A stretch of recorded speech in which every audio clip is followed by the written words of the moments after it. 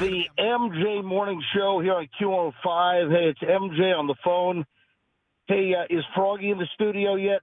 Yeah, I'm here. Only one. All right, yeah. All right, we're almost there. We're pulling off of MLK right now. Great. Oh, yeah. Hang on, man. I didn't get home until after 10 o'clock last night. And, the anesthesia is still wearing off. We're pulling onto Executive Center Drive, what the hell that's called, Fester's. Man, I got no freaking seatbelt in the front seat. Fester picked me up because I can't drive because still kind of a little. I feel better now, but I went to bed a little loopy with the anesthesia. So, folks, it is MJ, and I am literally pulling into the parking lot right now. So why so late? Well, because I overslept, and Fester's sitting in front of my house for 15 minutes until he called me. Fester's texting me. I'm supposed to be outside at 5:30 for him to pick me up, and he's just texting.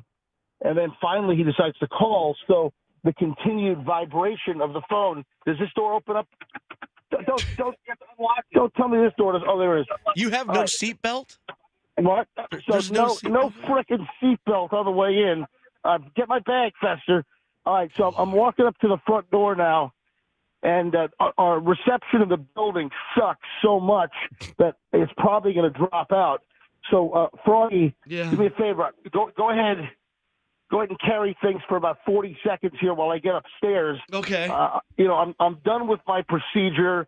I did have the lithotripsy, and now I'm tripping up the stairs to get up to the studio. All right, I'm on the second floor. Okay, here Froggy, he comes.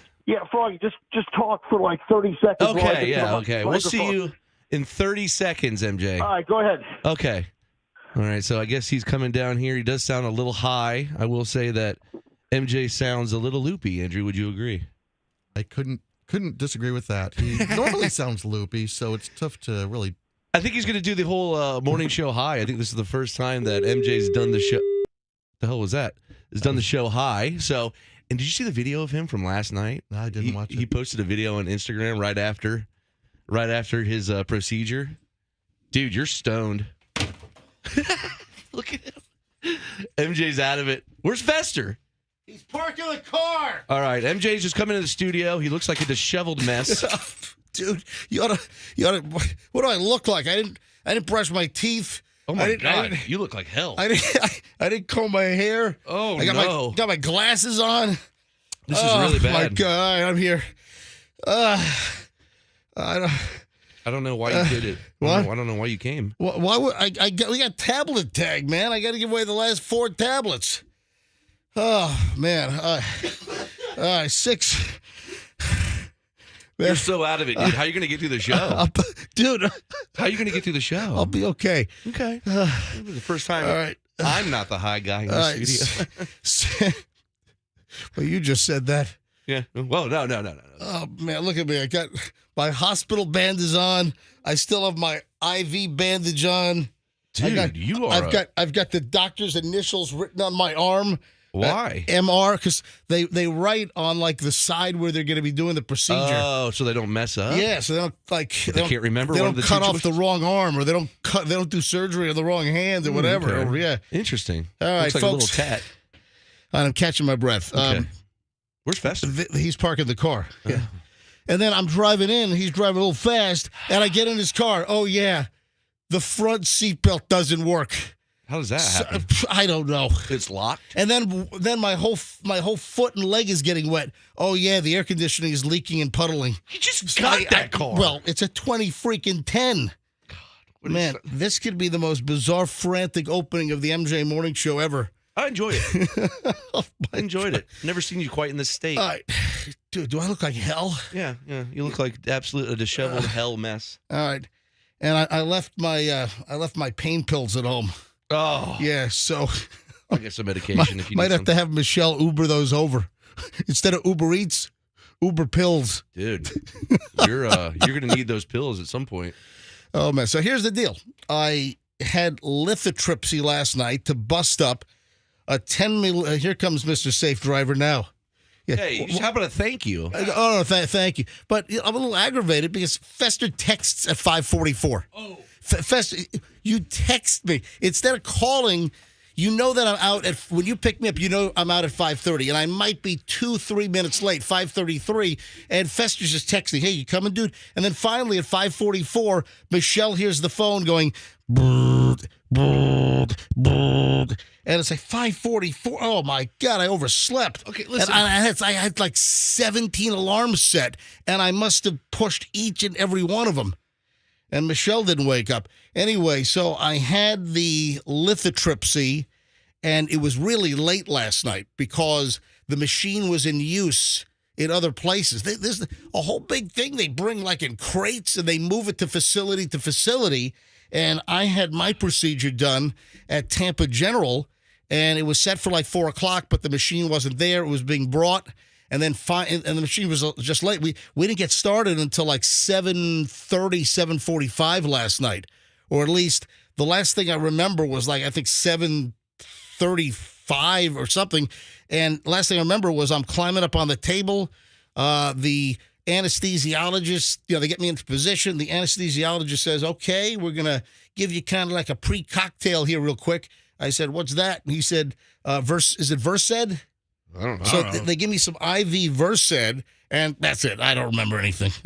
No one asked me to count backward from 10. No, You're out. no, yeah, I just remember the last thing the anesthesiologist said was, "All right, we're gonna give you a little warm up here." And I'm like, "What's the warm up?" And it was like Versed or something. And then boom. Next thing I know, You're awake. They're waking me up in the recovery room. It's like time traveling, really. Yeah, It's cool. and You're like asleep, and then you're like, "What?" Here I am. Hey, I'm already peeing out sand. Oh, Yeah, wow, yeah, great. yeah. Who wants to go to the beach? Happy Friday. I've got sand coming out my wiener. It's going to be a beach weekend this Memorial Day. All right, so, How'd that catheter go? and then they also shoved a thing up because he wanted to look inside my bladder because of, so that was done as well. Oh. All right, hold on, folks. I'm just catching my breath here, obviously. And so I didn't get home until after 10 o'clock last night. Right. And then I had to do a little bit of show prep, but I'm kind of loopy, a little wobbly because I'm coming off of I got general anesthesia last night. So here we are, smashed up a 10-millimeter kidney stone in my right kidney, and I just slept through like 7 alarms. Oh, man. Listen, Fester drives me in. My whole leg and foot, my shoe is soaked because your air conditioner's broken. I got 2 issues with this car. and no front seat belt. So I'm there with those are the 2 issues. no freaking front seat belt in That's this a car. big issue. In the passenger seat. Well, no, right, I wanted him to ride in the back. All right. All I right. mean, that was a zany opening. All right, From the phone running up from the parking lot. Listen, we're here. Let's take the break. You calm down, get settled down, and it'll be great. All right, so, and it's tablet tag. I had to be here. It's tablet tag. It's the last day of freaking tablet tag. We got 4 tablets to give away. Well, there's never a dull moment around here. All right, it's the MJ Morning Show. Yeah, you ought to. Do I look like hell? You look awful. I mean, you normally don't look great, but today you look extra worse. I didn't brush my teeth. I didn't comb my hair. Oh, I hate that feeling. I've done nothing. I jumped out of bed, and my side feels pretty good. I think I've jostled things, so it's a little I guess a little bit of pain now, but I should be okay. All right, just getting rolling. It's the disheveled mess of a first segment of the MJ Morning Show at 6:09. Here's Pat with traffic. We're back in a minute. Well, this is going to be a memorable.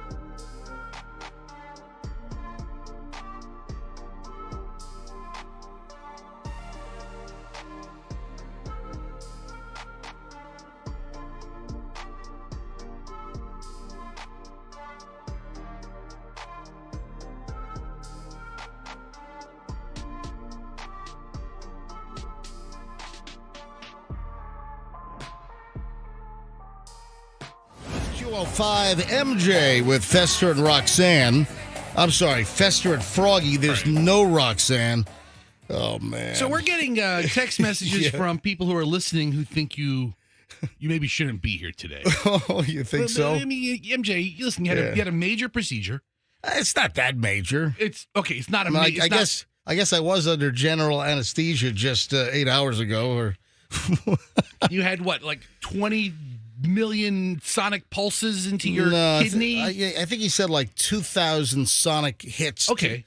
And, I've got this little specimen jar here. Here, listen. Can you hear the rattling? Yeah, so we hear. Those are bits and pieces of the 10 millimeter kidney stone. So Leon is getting smaller. Instead of Leon is getting larger. No, Leon is getting smaller, and I already have some dust in here. Folks, if you're just tuning in, it is MJ. I am here, and my procedure went really late last night because the machine was tied up, and then the weather hit, and it had to be driven across town for this lithotripsy machine to Tampa General Hospital. So, I was on the 6th floor, 6K, and I guess I was the last procedure. Those rooms generally close by 6 o'clock, so they held on.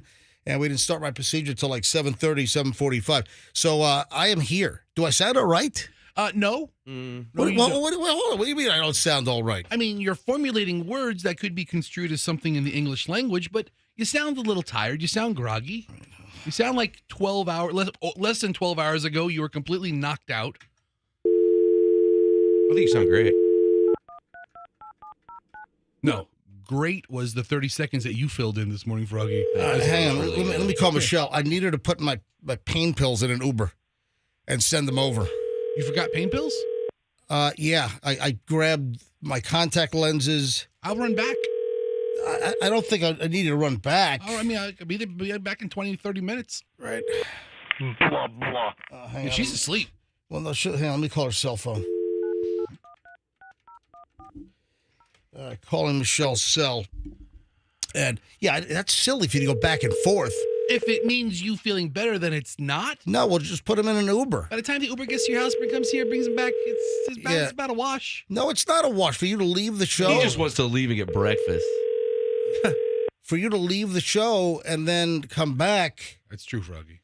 So I'm trying to call Michelle, and she can put my because, I slept fairly well. I think I'm dialing the phone right. We should have, even though we were running super late, we should have taken a couple of seconds to make sure you had everything. Yeah, probably so. All right. Well, I'm just gonna have her put the call. An Uber will bring a package, right? If the Uber comes, you give them a little bag and just say, "Bring this to the radio station." You do the Uber address here, right? I don't know. Yeah, because we have to meet them outside or something. I do have some Percocet or hydroco, whatever I have. So I do have it, and I left that bottle home, and also I got to take the antibiotic as well. So. Welcome, folks. It is the MJ Morning Show. It's Friday. This is the 26th. Hey, last day of school for a lot of folks today. Yeah, last day in Hillsborough County for my two kids. Yeah. And they're super excited. What other counties are out? Do we know? I meant to print out the list, but I know that Hillsborough County is done today, and that's why we coincided tablet tag to end on last day of school for a lot of folks. So 6:25 here at the MJ Morning Show. And if you're just tuning in, you want to know why everything's all frantic sounding. It's because I had my kidney stone procedure last night at Tampa General, and it ran really late. And then I'm just kind of loopy coming off of the anesthesia, overslept, and Fester. I wasn't going to drive in this morning because I'm still a little loopy. So Fester set to pick me up at 5:30. And were you at my house at 5:30? No. So you were running late yourself? I got there at 5:34. Oh, geez. The light at West Shore and 275 is a long one. And there was a problem on the interstate this morning coming. Yeah, I heard Pat in the traffic. Yeah. So you got caught up in that? That was northbound, but I got caught in the southbound slowdown. So I was like, great, I'm going to be a couple minutes late. He's probably going to be standing out there. Where the hell are you? Blah, blah, blah. I get there, nobody's outside. So I'm thinking, okay, I'm going to give him a few minutes. Yeah, so I popped I didn't want to take the narcotic, but the doctor's like, don't be a hero. Take the narcotic. Don't be a hero. You're not going to get hooked on pain pills All right, because it is, I think it's Oxy or whatever the hell it is.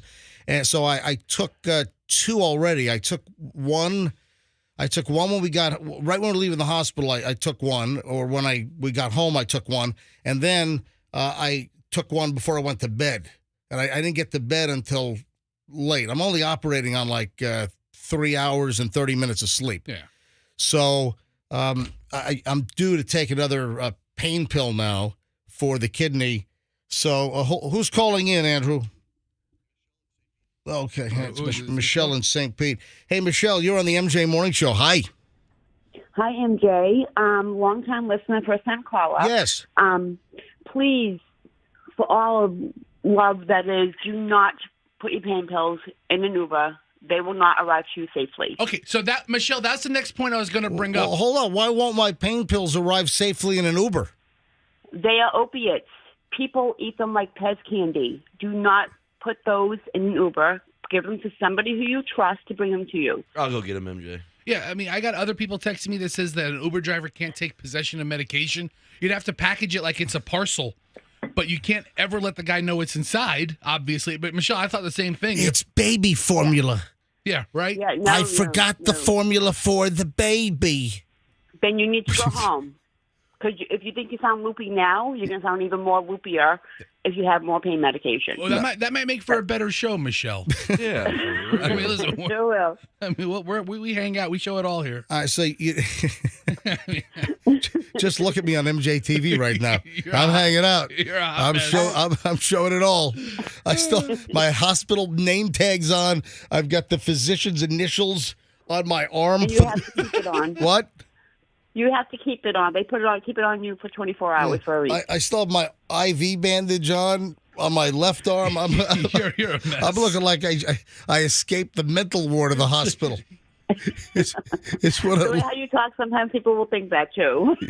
Wow, Michelle, that sounds like an insult. Wow. Michelle, hey, you got through, but it wasn't for a tablet yet. No, I know. I've been trying all week. Please. Michelle, thanks for phoning in. I appreciate it. Thanks, MJ. Feel better. Yeah, she brings up a great point. You don't want an Uber driver to know that he's got a bottle full of oxys or something. You don't want him to know that. Well, listen, I think my pills will make it here. Okay, you know what? Everybody says that before they don't. Right. I thought they'd make it here. All right, 6:28 at the MJ Morning Show. So tablet tag is on. We've got the last 4 tablets to give away this morning. So tablets number, what would it be? 35, 36, so it'd be what, 36, 37? Oh, no. This is the last 4. Okay, and I got to do the math here. So the last 4, it'll be tablet 37, 38, 39, and 40. Good job. Good job counting.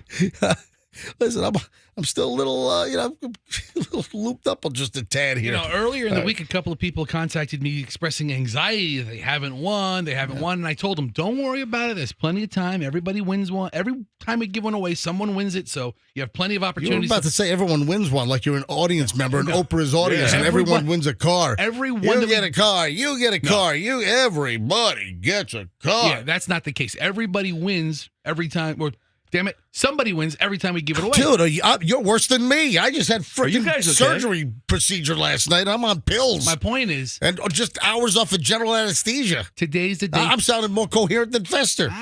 Maybe it's equal. Okay. Today's the day to worry. If you haven't won yet, today's the day to worry because it's over today. Last chances. So we'll give away the 6 o'clock hour tablet in just a matter of moments. I'm starting to feel a little better here. But I do need to take a pill because the pain, I woke up and I felt great. There was no pain, nothing. And then I think just kind of running around and jostling and being all frantic late to open up the show today because of my hospitalization yesterday. So the last 4 tablets this morning, we'll give away the 6 a.m. tablet in minutes. So if you are listening and you are waiting, you know the name of yesterday's 9 o'clock hour winner and you're the right caller, you're going to win the first tablet this morning as we count them down. The last 4 tablets from Tablet Tag, all brought to you by Two College Brothers. Moving and storage, twocollegebrothers.com. And we're back in just a couple of minutes. Oh, early morons in the news as well. So notice I didn't drive in today. Notice I had Fester pick me up albeit I'm running late. Fester's running late as well. Michelle texted me. It's not Fester's fault you're late. Yeah, there's no fault to be given here. No, I'm not. No, I gave you the grown man courtesy of, okay, listen, he's on his way. He's fine. Then when it was like the, oh, crap, let's go time, I immediately called you. And then you didn't answer. And I was about to call Michelle, and then she calls me, and she's like, you want to talk about a hot conversation, Frog? She's like, hey. And I was like, hey. And she's like, he just woke up. He's coming down right now. I guess you could go pick up my pills and come back, right? I can. I'm telling you. want me to do it? I'm back in 30 minutes. Let me do it. All right. 12 minutes over, 12 minutes back. Yeah, go ahead. Go get my pills. What? What a rip. Because I got to take the antibiotic as well. You just taking off the show. All right, He just wants to leave. run to my house and back, and we'll have Michelle hand you the pills.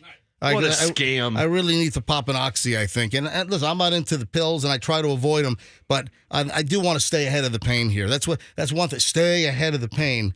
And I grabbed, my contact lens stuff. I grabbed, some saline, and I forgot to grab the pills, which I'm due for a dose when I woke up this morning. So I should have taken one at 5, a little after 5 o'clock. Mm-hmm. All right, early morons in the news next, folks, and then we have the first tablet. So the first tablet of the morning and the final 4 on the way here on the MJ Morning Show on Q105. Hey, if your car...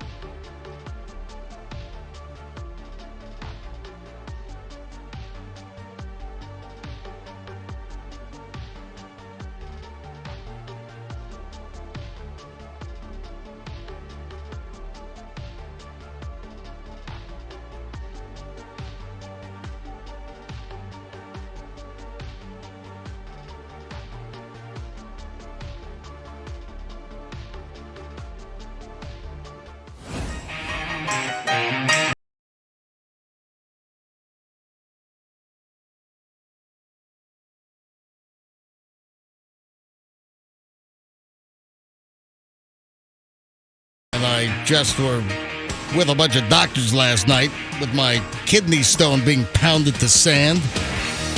6:41 at the MJ Morning Show, MJ and the crew. So we've got tablet number 1 to give away. The first tablet here in the 6 o'clock hour. Before we get to early morons in the news, let's go.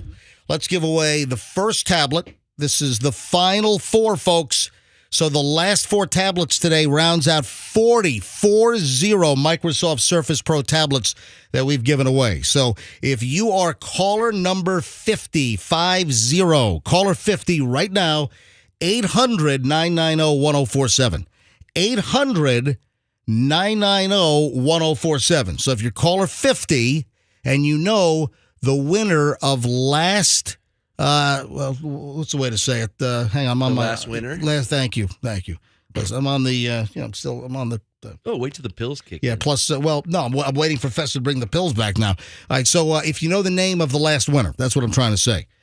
So, folks, I'm just 8 hours off of general anesthesia and a couple of pills. You're doing great. For my Good. kidney procedure last night. So if I get some things out of order this morning, just give me a sec. All right, so be the 50th caller, 800-990-1047, and know the last winner from the 9 o'clock hour yesterday, and you'll win the first tablet today. Then we'll do it again in the 7 o'clock hour, 8 o'clock hour, and 9 o'clock hour right here. All right, listen to this. Early morons in the news. Deputies in Indiana found a pair of scissors inside the anal cavity of an arrestee during the required body scan before he was booked into jail. Are you kidding me? Okay, I need to know what kind of scissors. There's all kinds of scissors. Do they have the plastic handle? Were they full metal? I have a picture right now of the scissors. Would you like to see the scissors this guy had up his butt? Are they shears? Dude, these are the scissors. Oh, they have the plastic handle. Oh, those are... I mean, these are like full-size desk scissors. Let me show this to MJ TV right now, and then Andrew... Those look... I mean, those were already up there? Yeah, we'll get Andrew to post this image. I'm holding it up to MJ TV right now. Andrew, you got the image? All right, so... All right, look at this thing. If you're watching MJ TV, these scissors were up an arrestee's butt. How is that possible? I can't visually put it together. I don't understand. Either can I. I mean, this is like a regular pair of desk scissors with the plastic handles and, of course, the metal blades of the scissors, and this was up his butt. This is LaPorte County Sheriff's Office in Indiana. And Lieutenant Jeff Holt, the assistant jail commander of operations at the LaPorte County Jail, was assisting deputies with the intake of the arrestee who refused the secure pass body scan. The reluctant arrestee eventually agreed to the scan. When reviewing the images, the deputy saw a foreign object lodged inside his butt. Any other school supplies? Like a crayon box? How about a stapler? Yeah, a stapler would be nice. Staples. Yeah, we got that. A pencil box. Hey, arrestee, what office supplies you need? Just reach under my butt and pull them out. What do you need? You need a pencil? Go in there. Got it. How do you do that? I know that I know a lot of doctors. We're friends with some ER doctors, and man, I've heard some stories. A light bulb up there. Yeah, how is that possible? So I heard a story from someone I know, and someone went to the emergency room, and they had a light bulb. I mean, like a classic shaped light bulb that you'd screw into a lamp, and that had to be removed from somebody's butt. I think they forgot where they put their lamp. And you know what the doctors and the nurses were singing when they pulled the light bulb out? What's that? You light up my life. You give me hope. Oh, my God. How does a bulb not break up there? We could easily take phone calls and ask doctors what the strangest things they've pulled out of people's butts. Oh. This is a full freaking sized pair of scissors that were pulled out. Because of training and experience, they recognized the object. The escortee or the arrestee was then escorted to another room for an additional search. And then the second body scan was completed, and the images revealed a pair of scissors. Positive, and they pulled them out. The scissors were removed from the arrestee's body without incident. Are you freaking kidding me? I mean, a full pair of scissors. How does that not tear up your insides? Yeah, exactly. So we'll get the image up on MJMorningShow.com. We'll put it in stories mentioned. Oh. So you'll hear us say, hey, you got to see this video. That goes on videos mentioned on the MJ Morning Show. This will go on stories mentioned, and it's one of the little click boxes, and it'll take you to the list of things that we do. All right, let's try to give away the first tablet here in the 6 o'clock hour at 6:46. And good morning. Who is this? Corey. Corey, where are you calling from, Corey? Bradenton. Corey in Bradenton. Corey, would you like to win a Microsoft Surface Pro 8 tablet? Absolutely, I would. Corey in Bradenton, can you tell me who won the last tablet in the 9 o'clock hour yesterday? That would be Alvie. A-L-V-I-E. Ooh. Yeah? That is correct. Taking you a little while to read that. Yeah, well, let's do it. I'm still a little looped up. And I don't have my sound effects machine plugged in yet because, I'm all disheveled and running late for my kidney stone procedure, last night where I got discharged pretty late. So Alvie's correct. Dude, you win. Boom, you got it. You're caller 50. You knew it was Alvie, A-L-V-I-E. You've got the first Microsoft tablet of the morning, Corey. Oh, that's so awesome. Thank you. Corey, what do you do for a living? I'm a garbage man. Well, so do you work for the city, the county, or like waste management, or what do you do? Waste Management Commercial Division. Oh, look at that. So you work for Waste Management Commercial. So are you picking up dumpsters in a truck? I am. Oh, you're not going to believe this. This is unfreaking believable because I have the crotchety old man dumpster call queued up because we've got a dumpster story this morning. This is unbelievable. This is hey. Have you ever heard the dumpster call, the old crotchety old man call? I have not heard that one yet. Oh man, I'm gonna play it first up. When we get back in the next segment, I'm gonna play this thing straight up, first up, in just a matter of minutes, because I've got a story. Another person fell asleep in the dumpster. Here comes the truck. Now, Corey, are you guys trained to check the dumpster to make sure no one's sleeping inside?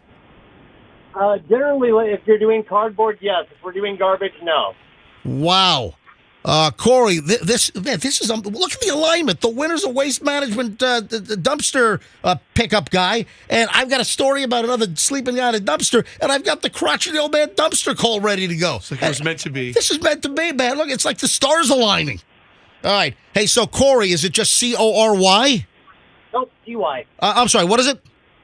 C-O-R-E-Y. Oh, C-O-R-E-Y. All right, well, listen, Corey is what everyone needs to know. Corey, thanks for listening to the MJ Morning Show. Have a safe shift at Waste Management, and I'm going to put you on hold. Andrew's going to get all your information, okay?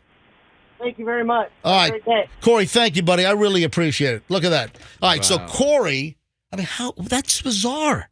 And the next thing is about a dumpster, and he works for Waste Management, and he picks up commercial dumpsters every day. It's amazing. It's, really. it's unfreaking believable. It's unfreaking Wait a minute. believable. Am I all looped up on Yeah. my pain pills, and this is not really happening? No, you might want to pinch yourself. What's that giant rabbit I see down the hall? Oh my God! Oh, no, I'm kidding. There's no giant rabbit down the hall. What the rabbits? All right. So, no, seriously. That was tablet number 1 today. Next hour, in the 7 o'clock hour, we will give away another tablet. And then, of course, 8 o'clock and 9 o'clock, just next hour. Make sure you know that Corey was just the winner and be the right caller coming up in the 7 o'clock hour. All right, seriously, I've got a classic crotchety, the dumpster call, because of a story. That's like a morons in the news story. Hold on, we'll get to it next.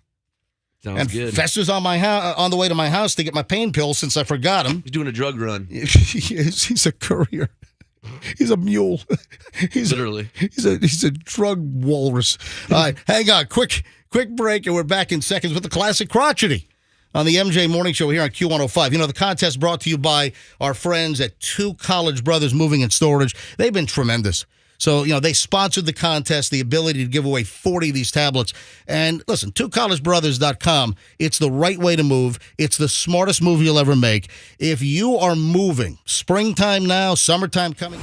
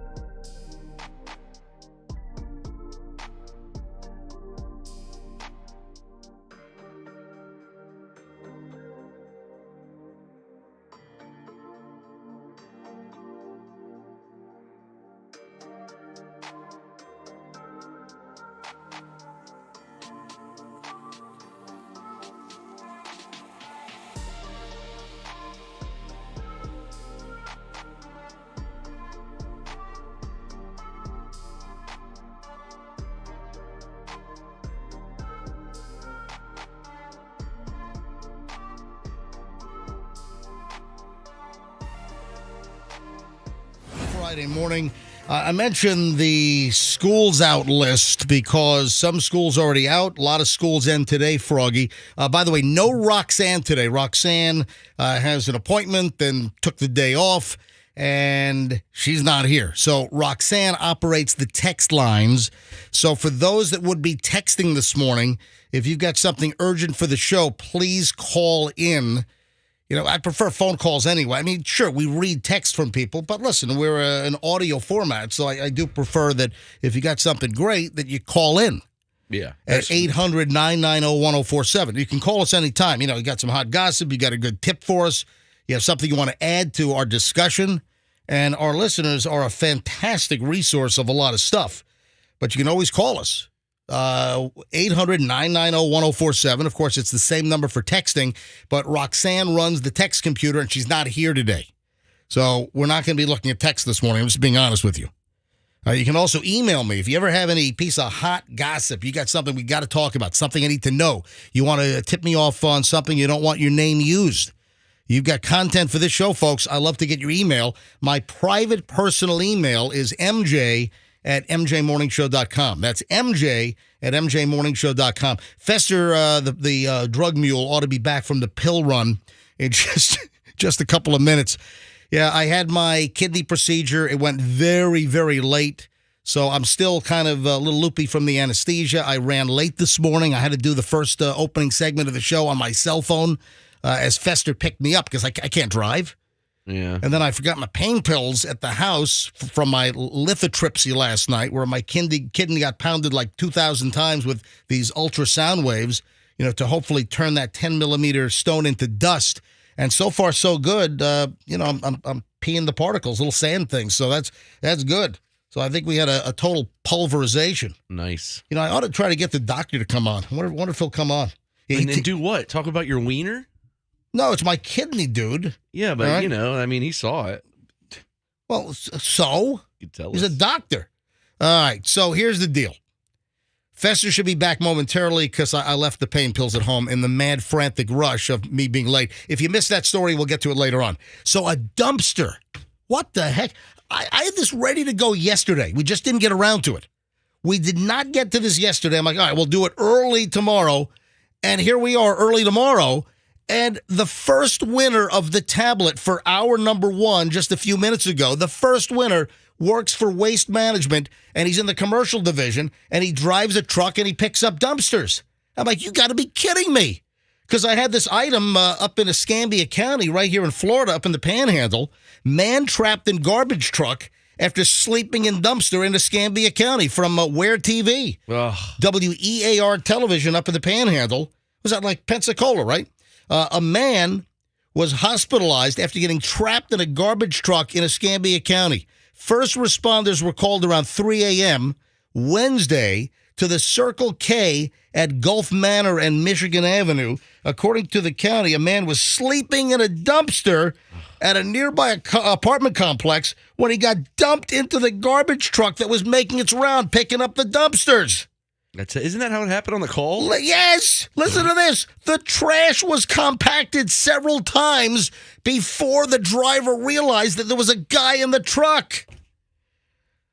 County firefighters from Escambia County arrived to the Circle K to remove the man from the garbage truck, and he was transported to the hospital on a trauma alert. And then the last half of the story is no further information, no further details yet. But what are the odds of that? First winner this morning is a truck driver picking up dumpsters, and that's the first tablet tag winner. And I got the CD queued up from Classic Crotchety to play the classic call of the dumpster. It's magical. It's meant to be. And it goes a little something like this. Fire recycling and waste. Oh, thank God you've answered. I'm stuck in one of your dumpsters. In the dumpster? I'm stuck in one of your dumpsters. I was collecting aluminum cans like you hear right now for recycling. You know, I can get 16 cents a pound. I can make 70 to 80 cents a day. And I got stuck in one of the dumpsters, and I can't get out. Sir, Let me transfer you to dispatch. Thank you. Hurry up. I might die in here.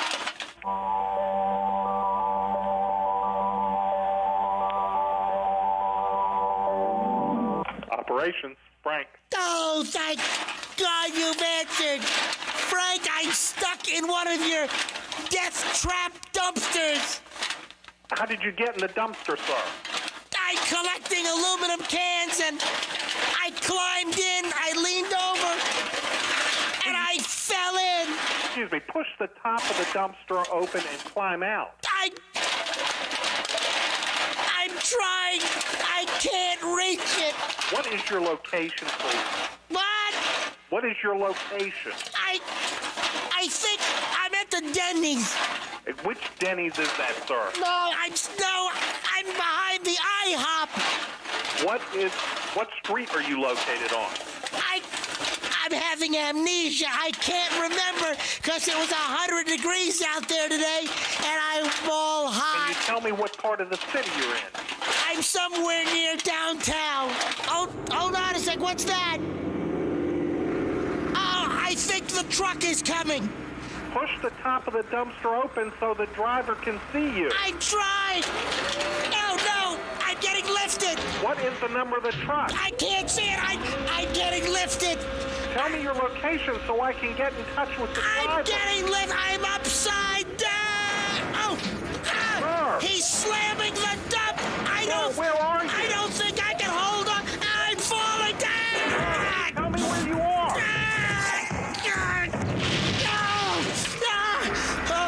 I'm in the dumpster. I was tossed in the back of the truck. I think it stopped. Wow! Where are you, sir?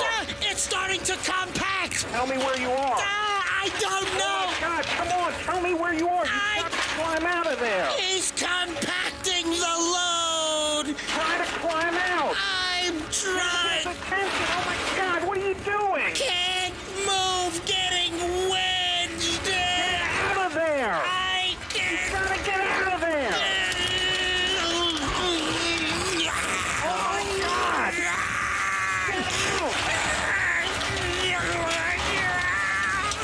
Where are you? I can't talk any longer. You've got to try to get out.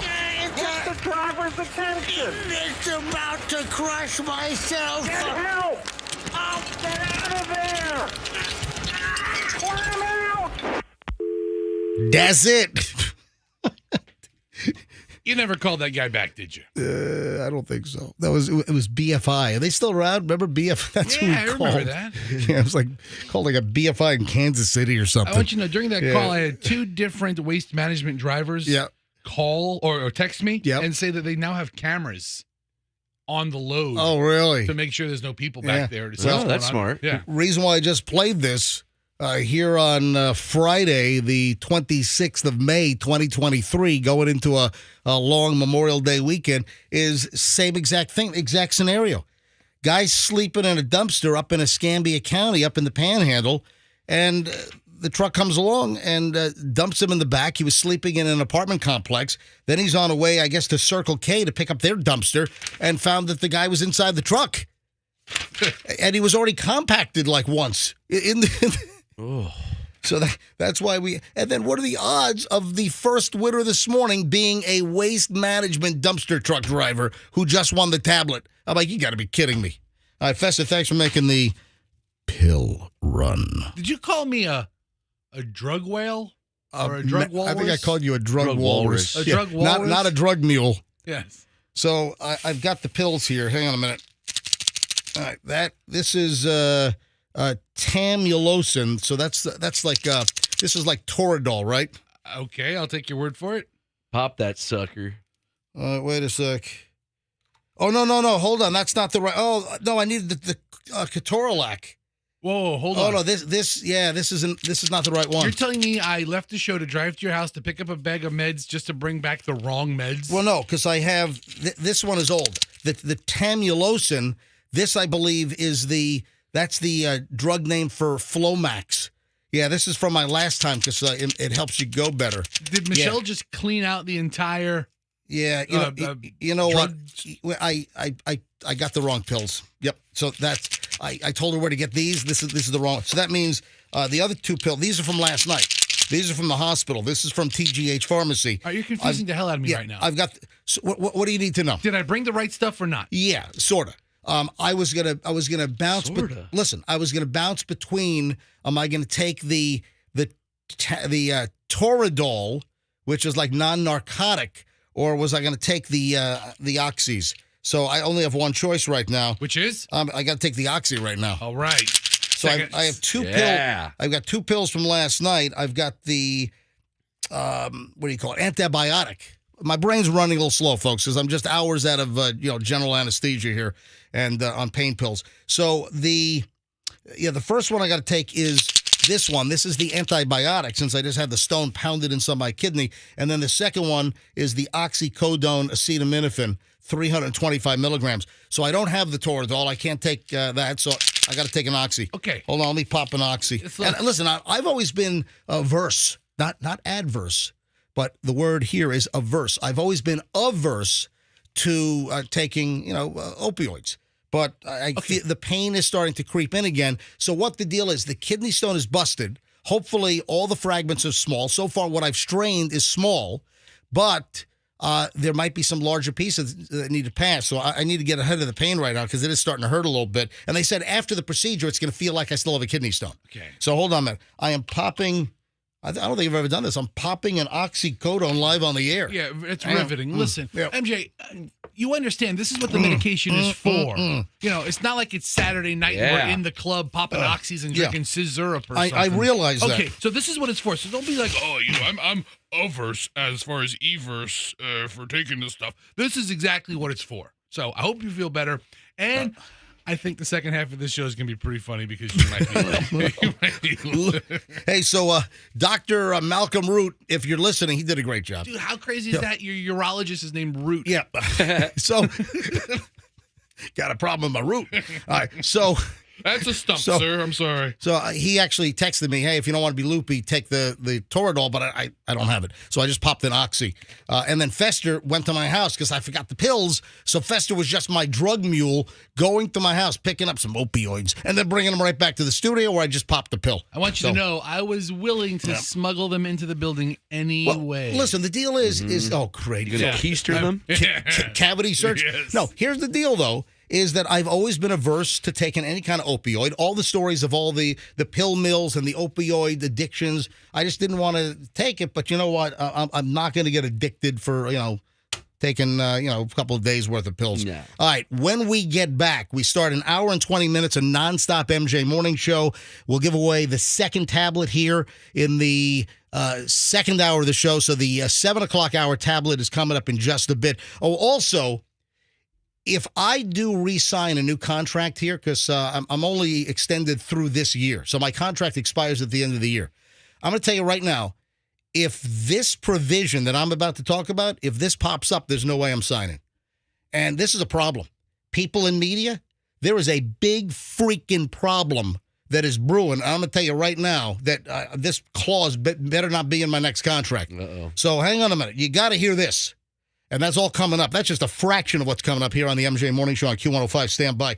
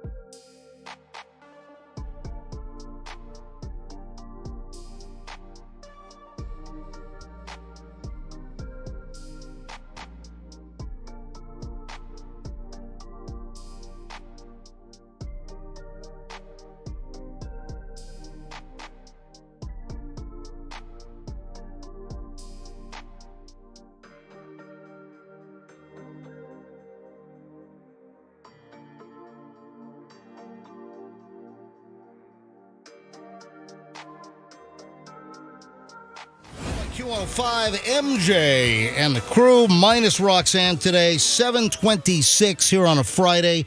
Boom, just like that, we start an hour and 20 minutes of nonstop MJ morning show right now. Nothing but content. We don't do commercials, no music. Hour and 20 minutes nonstop right now. And, of course, make sure you bring us along. If you have a smartphone, which virtually everyone does. Although, have you seen the stories that Generation Z is going back to dumb phones? I'm kind of jealous of that. Didn't we do that a couple of weeks back? I think we did maybe a month ago. I thought we had a story, but I saw another item that the younger generation, Generation Z, that they're ditching the smartphone and they're going, I don't know any Generation Zs. No, don't go crazy. Yeah. So nobody's ditching the smartphone. Just sales in dumb phones have like quadrupled. No, hold on. Go to Google. Go to the Googles. Go to the Google right now. Are they really called dumb phones? Well, I mean, that's sort of the nickname for them. So go ahead, go to Google and type in Generation Z dumping smartphones. All right, I'm telling you, we did this like a month or so ago, and then I saw another item this week, same damn thing. Look at this. Generation Zers are dumping smartphones in favor of digital cameras from the early 2000s because they love the blurry over the lit snaps they produce. I don't know if that's what you're looking for. Is that the one I'm looking for? Oh, here's another. Okay, here's another one. Generation Z dumps smartphones for dumb phones to escape screen addiction. All right, so there are multiple reasons why Generation Z. Listen to this. Davida Rim Kaufman gave up her smartphone. Let me close that. X that out. Where's the X? All right. Dismiss. Yeah, X that out. X that out. There we go. This person is ditching the smartphone at age 17 to finish high school with a so-called dumb phone. Look, I'm not making this up. This is from the Washington Times. This person's a lunatic. You know that? Davida Rim Kaufman giving up the smartphone. She's 17, wants to finish high school with a so-called dumb phone, worried that an extreme addiction to social media was making her stressed and sad. Hey, listen, we just had the story the other day. The Surgeon General of the United States, what's his name? Vivek Murthy, I think. He's saying, hey, we got a health crisis with social media in this country. And it's true. It is absolutely 100% true. There is an absolute crisis where our kids today are so jammed and jacked up into social media. It's running their lives. You have all of the images that are being photoshopped. They're going through filters. It assists with body dysmorphia. The engagement into these phones, it's taking over kids. Just because one 17-year-old and a couple of hipsters put up their smartphones. Dude, the Surgeon General just said we got a mental health crisis because of social media. How's that possible? But what I'm saying is, by extension, all the teens, all the kids that are affected psychologically and mentally, they're using smartphones as well to access their social media sites.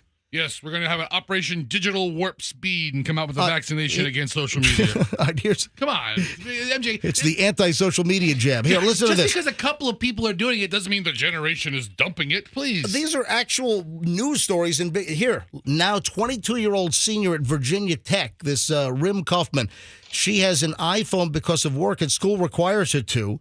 Same with me. She refuses to reinstall Instagram or Snapchat. So she, on her smartphone, she went dumb phone, but she needs a smartphone, but she hasn't loaded in the social media apps.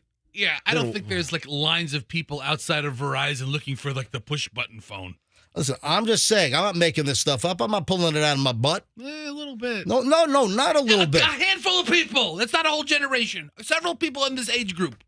How do you know?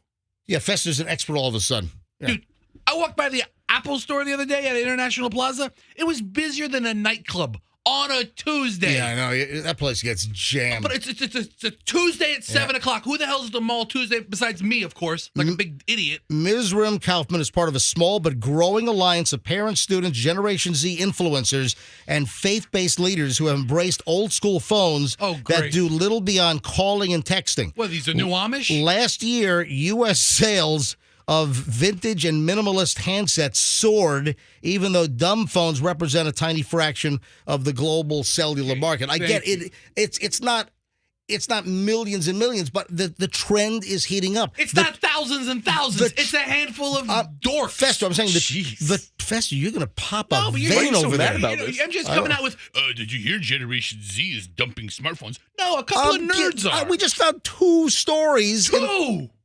Oh, yes, my point exactly. Dude, dude, come. You want one of my oxys? You know what? That's a great idea. No. That's the best idea you've had all day. All right. So, folks, I did have my kidney procedure last night. I was in the operating room at Tampa General Hospital. I got out of the hospital at about 9:30 last night. And, I just popped an oxy for the pain in the kidney. But I think they pounded most of it to sand. The big question is, how many large chunks that could present the ouch? Oh my God, you got to lie down. You feel like you're getting stabbed in a prison fight. I hope I don't get those stabbing pains. But I'll tell you what, so far, my procedure, I'm starting to eliminate, I'm peeing out sand and very small particles. And that's why I did the lithotripsy, about an 85, 90% success rate of pounding your stone into oblivion. And my doctor, Dr. Root, said he smashed the hell out of it. So hopefully I'm not going to have like the incapacitated lie in your back, somebody please shoot me pain that can happen with the stones. But listen, I'm just hours out of the ER under general anesthesia. I'm a freaking mess this morning because I slept through 8 alarms because, I just had a procedure last night. I'm coming off of general anesthesia, and I popped an oxy for the pain before I went to bed last night. And you know me, I operate on 4 hours of sleep anyway. I think last night was 3:47, according to the first wake-up alarm I had set. So, and here I am. So I was late. If you missed the opening of the show, you might want to go back later. Yeah, this weekend, check out the podcast. We're on all the major platforms, the MJ Morning Show. Just search for MJ Morning Show on Q105. Or you go to mjmorningshow.com, and all of our podcasts are posted of every show by 11 a.m. All right, I just got a text message. And you can go back and listen to today's show open where I wasn't here. Yes. I was on the phone because, seriously, I slept through 8 alarms. Fester's supposed to pick me up at the house this morning because I'm loopy. I can't drive. So Fester's supposed to pick me up at 5:30. Fester was a few minutes late. Yeah. No biggie. But at 5:45, my phone is ringing. Yeah. The Fester car service has like a 15-minute grace period. Well, but Fester calls me late. Hey, dude, you coming? And I'm glad I called you at all. You're a grown man. But you were, what do you want me to do? Dude, you were texting me, hey, you coming? And my phone, it might make vibrate text is. That's it. So, but when you get a repeated ringing, even on vibrate, it'll wake me up. Yeah. And it didn't wake me up, actually. It woke Michelle up. Michelle's like, I think your phone's ringing. And I look at the phone. I'm like, oh, my God, it's 5:45. We're on the air in 15 minutes. So I'm like, Fest, I'll be right down. So I literally didn't brush my teeth. I didn't take a shower this morning. Did you sleep in that shirt? No, I did grab a new shirt. I grabbed a new pair of shorts. But I quickly got my contact lens stuff, my saline. This is the first day I've ever seen you in recent history wear glasses during the show. I've got my pee strainer. The hospital gave me the pee strainer to get the particles, and then I got my little specimen job here. And here, listen to this.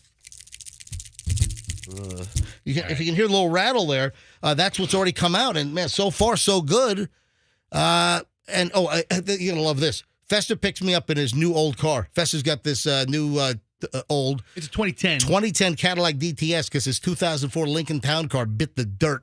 All right, so that thing's not working. And then I get into the car, and we got to drive a little fast to get to work.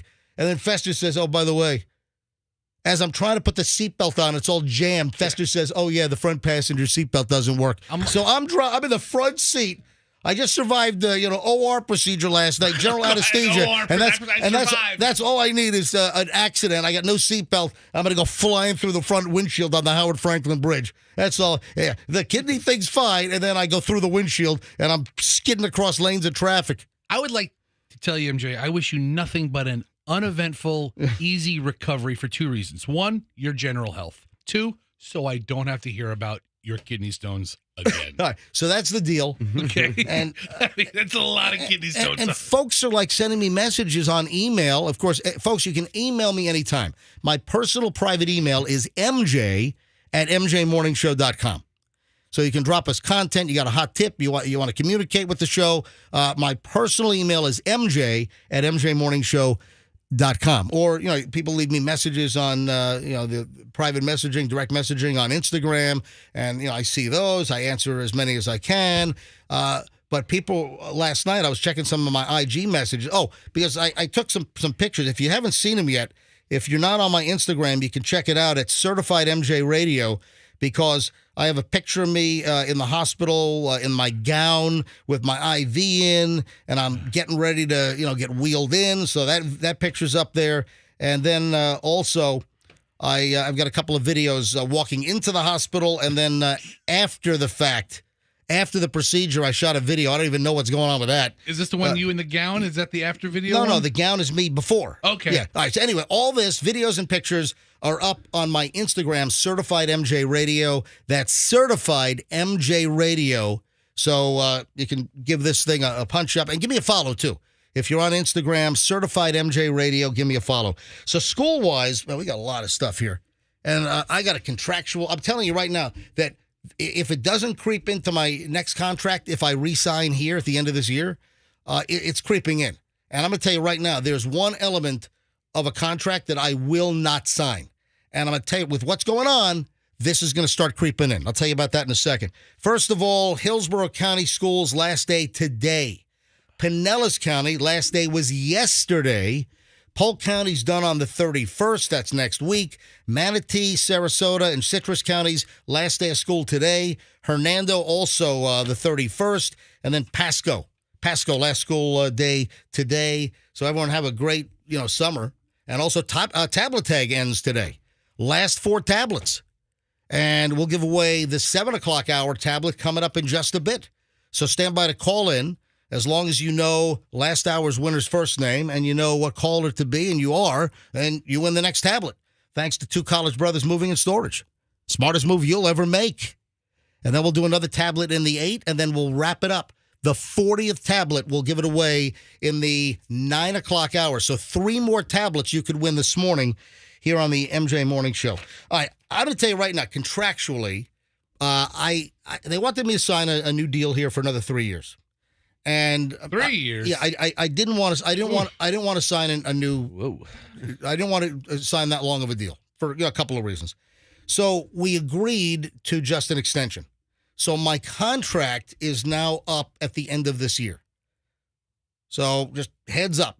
I don't know when they're going to come to me, but the contract is up at the end of this year for me. And I'm going to tell you right now, with what I'm seeing, this is pretty spooky, and there is no way that I will agree to this in a contract. So listen, in the future, this could be a deal breaker. This could be, my retirement or exit from the broadcast business. If this is in my next contract that they want to hand me at the end of, and this would be any company, not just Beasley. Listen, Beasley's been great to me. Beasley's been a great company to work for. I've got very few things. I have very few grievances. Besides the studio. The studio is the worst I've ever worked in. They inherited that from CBS. And the air conditioning system. And the air conditioning. But that's anyway. The overall lack of security. There's several things I can think of. But listen, overall, I've been happy working for the Beasleys, working for the Beasley Media Group. Yes. And it's been a great experience. But it doesn't matter whether it's Beasley or if I still work for iHeart, which I worked for them for 25 years. What if Susquehanna offered you a deal? I don't think they're in the broadcast biz anymore. That's just the funniest name you can think of. Yeah, Susquehanna. I used to work for them. Okay, all right. I did. I used to work for Susquehanna in Virginia Beach. What's your clause or your anti-clause? Well, please. Let me give you the story that I'm referring to. Headline that I saw from Business Insider or Insider.com. Spotify developing AI ads using the podcasters' voices. Oh, you know where I'm going with this? Wait, say that again? Using the pod? Spotify is developing artificial intelligence ads using the podcast voices. Listen to this. Next time you're playing a podcast, listen really close to the ad. It may be read by AI, not your favorite host. Founder of the Spotify podcast network says that they're developing AI tools trained on its host voices to create targeted ads. Who's the big guy on Spotify, Froggy? I have no idea. Joe Rogan? Joe Rogan? Yeah. Well, no, he's on. Is he on Spotify? I think so. Yeah, I know. He got like $100 million deal. I couldn't remember which service he was with. I just know that he signed some ridiculous deal. So that makes us radio folks look homeless down here. I don't really listen to podcasts, but So you hear something on his program, it could be a robot or an AI version of him. Yeah. There is going to be a way to use the host voices for the ads. So AI, you've heard about the technology. Listen, there was just a hearing on Capitol Hill where one of the senators played like a whole message that was created by AI based on his voice. I mean, that just happened. And it's like, holy crap. So let me tell you what's a deal breaker for me.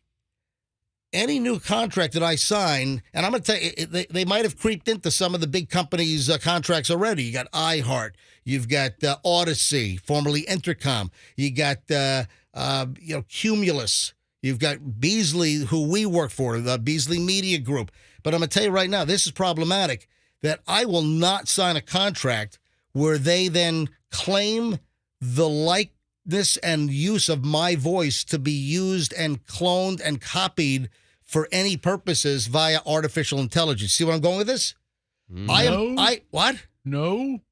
What do I need to make clear? Let me dumb it down for you. What's your beef? The beef is that if I'm working for a radio company and in a contract they want me to sign that they are able to take my voice from all of the shows we do, feed it into artificial intelligence, and have the AI program then do content and commercials in my voice. What don't you understand What's about that? You don't have to do any work. It's seriously, great. No, because then they'll say they retain ownership of that. Welcome to MJ Morning Show Robot. I mean, they're shouting real. I'm not giving up that aspect. I'm not turning over the digital rights to my voice where any company can just clone me and do without me. You know, fire me and have just a computer program using my voice. I will never sign a contract that says that they can use my voice and do whatever the hell they want with it. And they've been able to create a reenactment or recreation of me via AI. That's just not going to happen. I'm not going to sign a deal like that. Yes, Andrew. Are you afraid that they might make endorsements that you don't agree with? Hey, that's one possibility. No, it is. Or, what about, they could, I'm guessing some of the contracts might even say that they can use your voice in perpetuity, forever. That just creeps me out. And no, my voice is going to come from my talk hole. It's going to come from my face hole personally. All those are medical terms, by the way. Yes, and not through artificial intelligence. But I'm telling you right now that if it's not in radio contracts yet, it's coming, where they're going to say, yeah, we own your voice now. We can do whatever the hell we want with it. No. The only thing that can be used is crap that comes out of this face cave, okay? Is that going to be the actual verbiage in the contract? Yeah. What? This face cave? My talk hole? My talk hole. We would like to make an addendum to line 14 here for it to say face cave and talk hole, please. We have an issue with this line right here. Just a heads up. All right, we're going to give away the next tablet. And, in fact, why don't we do it right now? It's a nice point to give away the next tablet. Tablet tag is on. It's almost going to be off because we've got the last 3 tablets. We gave away tablet number, 37 yesterday in the 9 o'clock hour. So, I'm sorry. All right, 37 was today. Yeah, we gave away 36 yesterday in the 9 o'clock hour. So, in the 6 today, we just gave away tablet 37. This now is going to be the 38th tablet. 8 o'clock hour, 39. And then the 9 o'clock hour will produce tablet 40, the last one. 40 of these Microsoft Surface Pro 8 tablets. These things retailed at $1,100 a piece. They're full Microsoft Windows 11 computers. I love this. This is the one I use. The exact one we're giving away, that is what I use every day, the Microsoft Surface Pro 8. And let's do it. Let's go with caller 105. Caller 105 right now. 800-990-1047. That's the number. Call up, be the 105th caller. Make sure you know the first name of last hour's winner, and you win the next tablet. And you're like, oh, crap, I don't know last hour's name. Well, just listen to this winner's name, and then you could win maybe in the 8 o'clock hour and the 9 o'clock hour. So caller 105, 800-990-1047. Andrew is busy screening away, and we'll take caller 105 live on the air in just a matter of moments. Hey, how much time do I have here? Let me see how long this thing is. I think it's I can play this. I think we've got time. All right. So I get an email I got an email from Christina. A listener? Yeah. Hey, MJ, been a fan of the show since you started with BJ back in the 90s. Old MJ and BJ show, then became the... Was wondering if you'll ever introduce any of the past people on your show, like the singing psychic. Well, that's going to be tough. No, she's deceased. Well, let's finish the list. Yeah. She was great. The whammy doctor. No. Pretty sure We heard that he passed away. The whammy... The whammy doctor. he got hit with the ultimate whammy. So he's no longer with us. Skunk Ape Man. Well, he's alive. Dave Shealy. Yeah, Dave. We haven't heard from him, so he's alive, the last we know. Bogle. My name is Bogle. Oh, that was we actually played that. He wasn't somebody we can exactly easily trace down. He wasn't like a regular on the show. He was a one-time guy. I hear the lawsuit man passed on.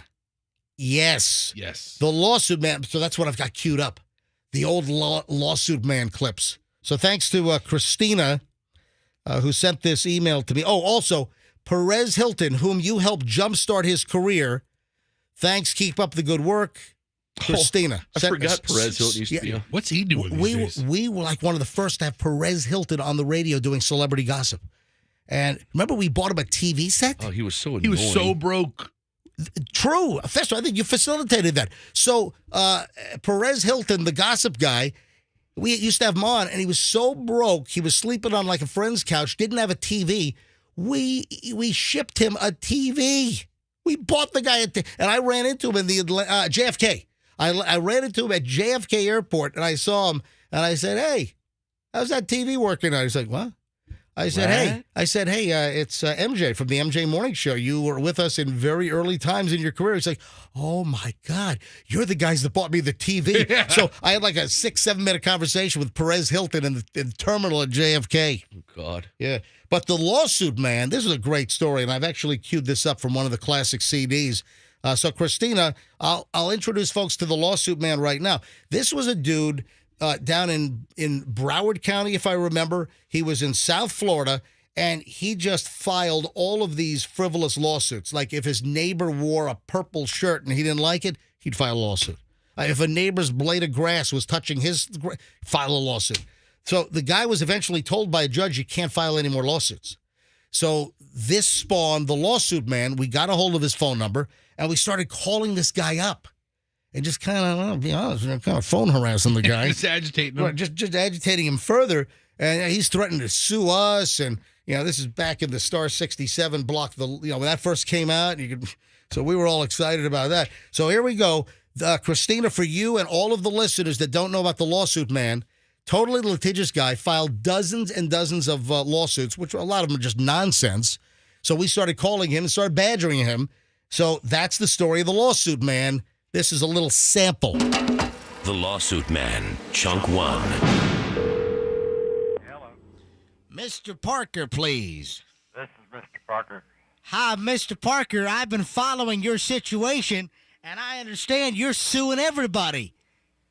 I understand. Who is this? It's none of your freaking beeswax who it is. But I'm telling you right now, Parker, I'm suing you. I don't like the clothes you wear. You look like a monkey. You know that? When I find out who you are, I'll sue you. Oh, yeah, bring it on, tough guy. Come on, sue me. Plus, I saw you in the Publix yesterday. You smell like crap. I'm going to sue you because you smell bad.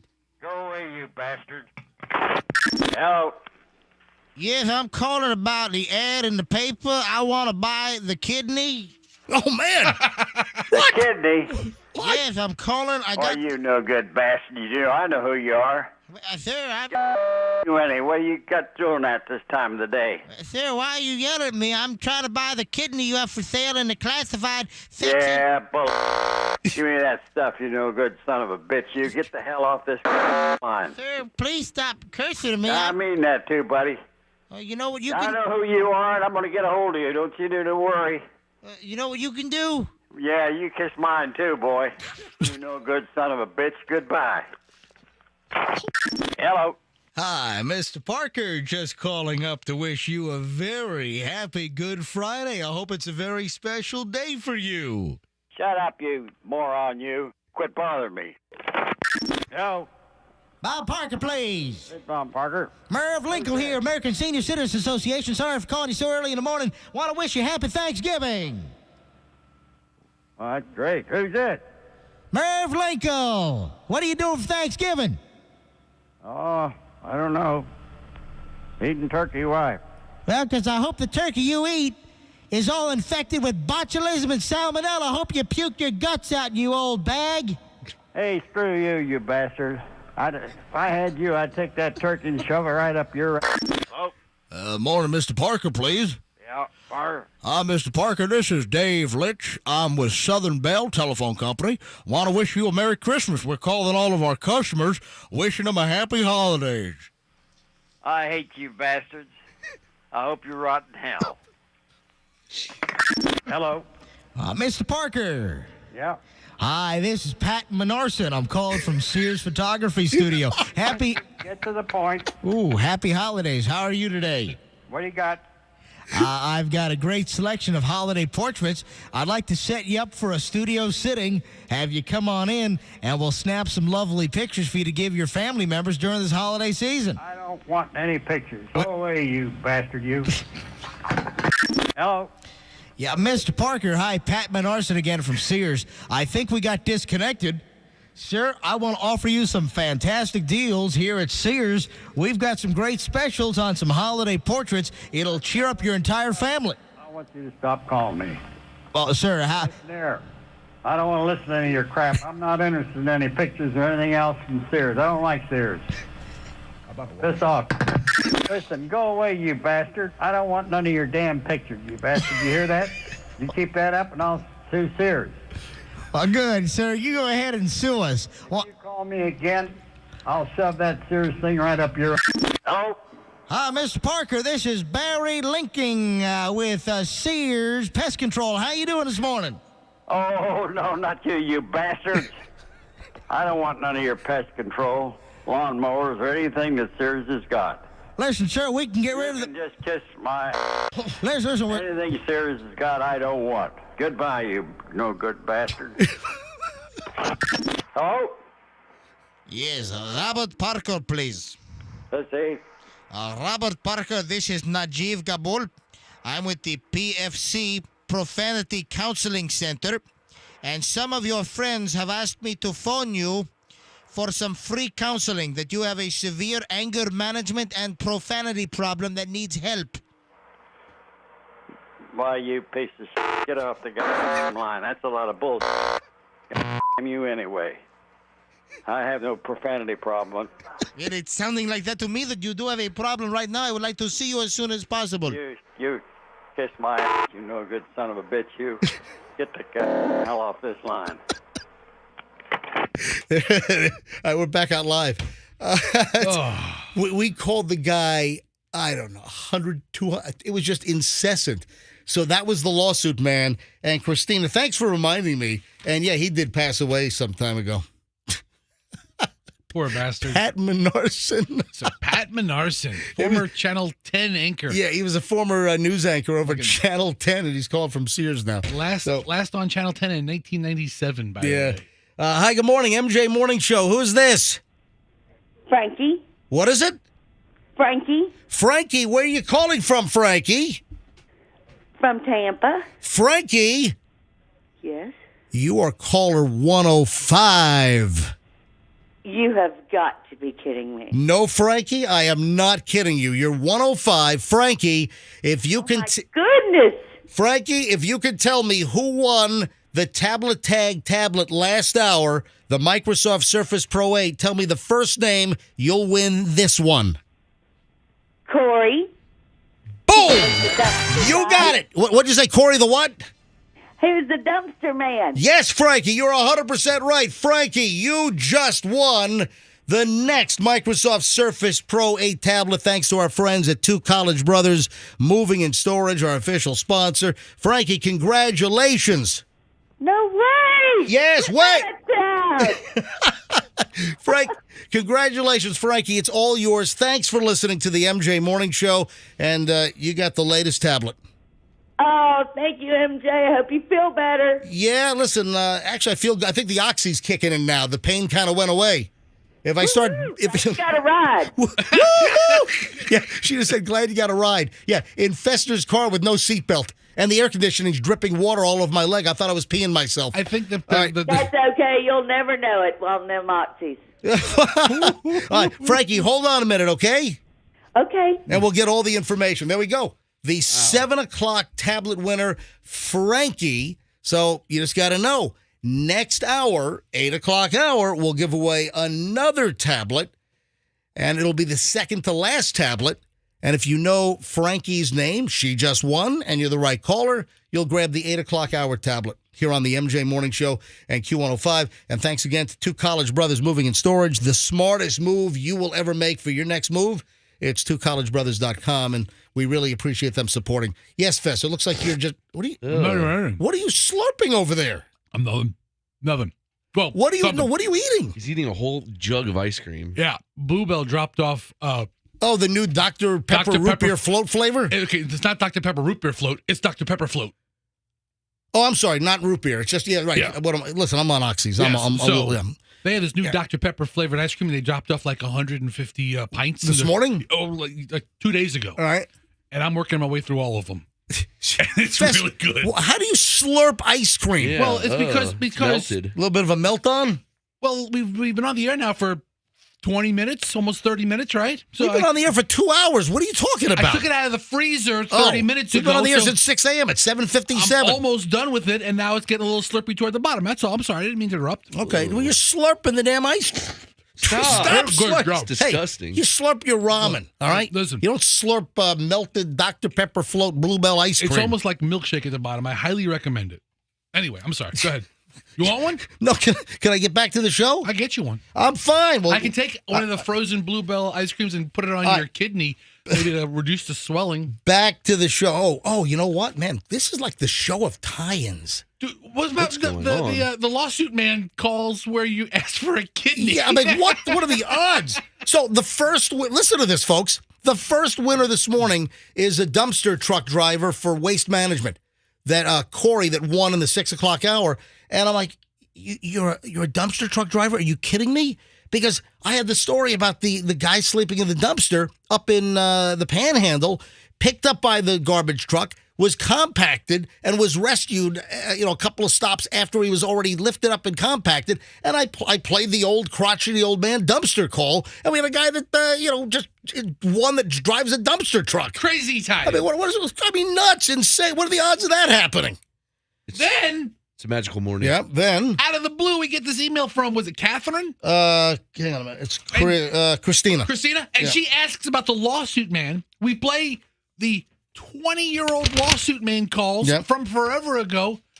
And the one thing MJ's inquiring about is the kidney for sale. And I just had surgery last night. I just had the lithotripsy last night under general anesthesia hours ago. Now I'm popping oxys.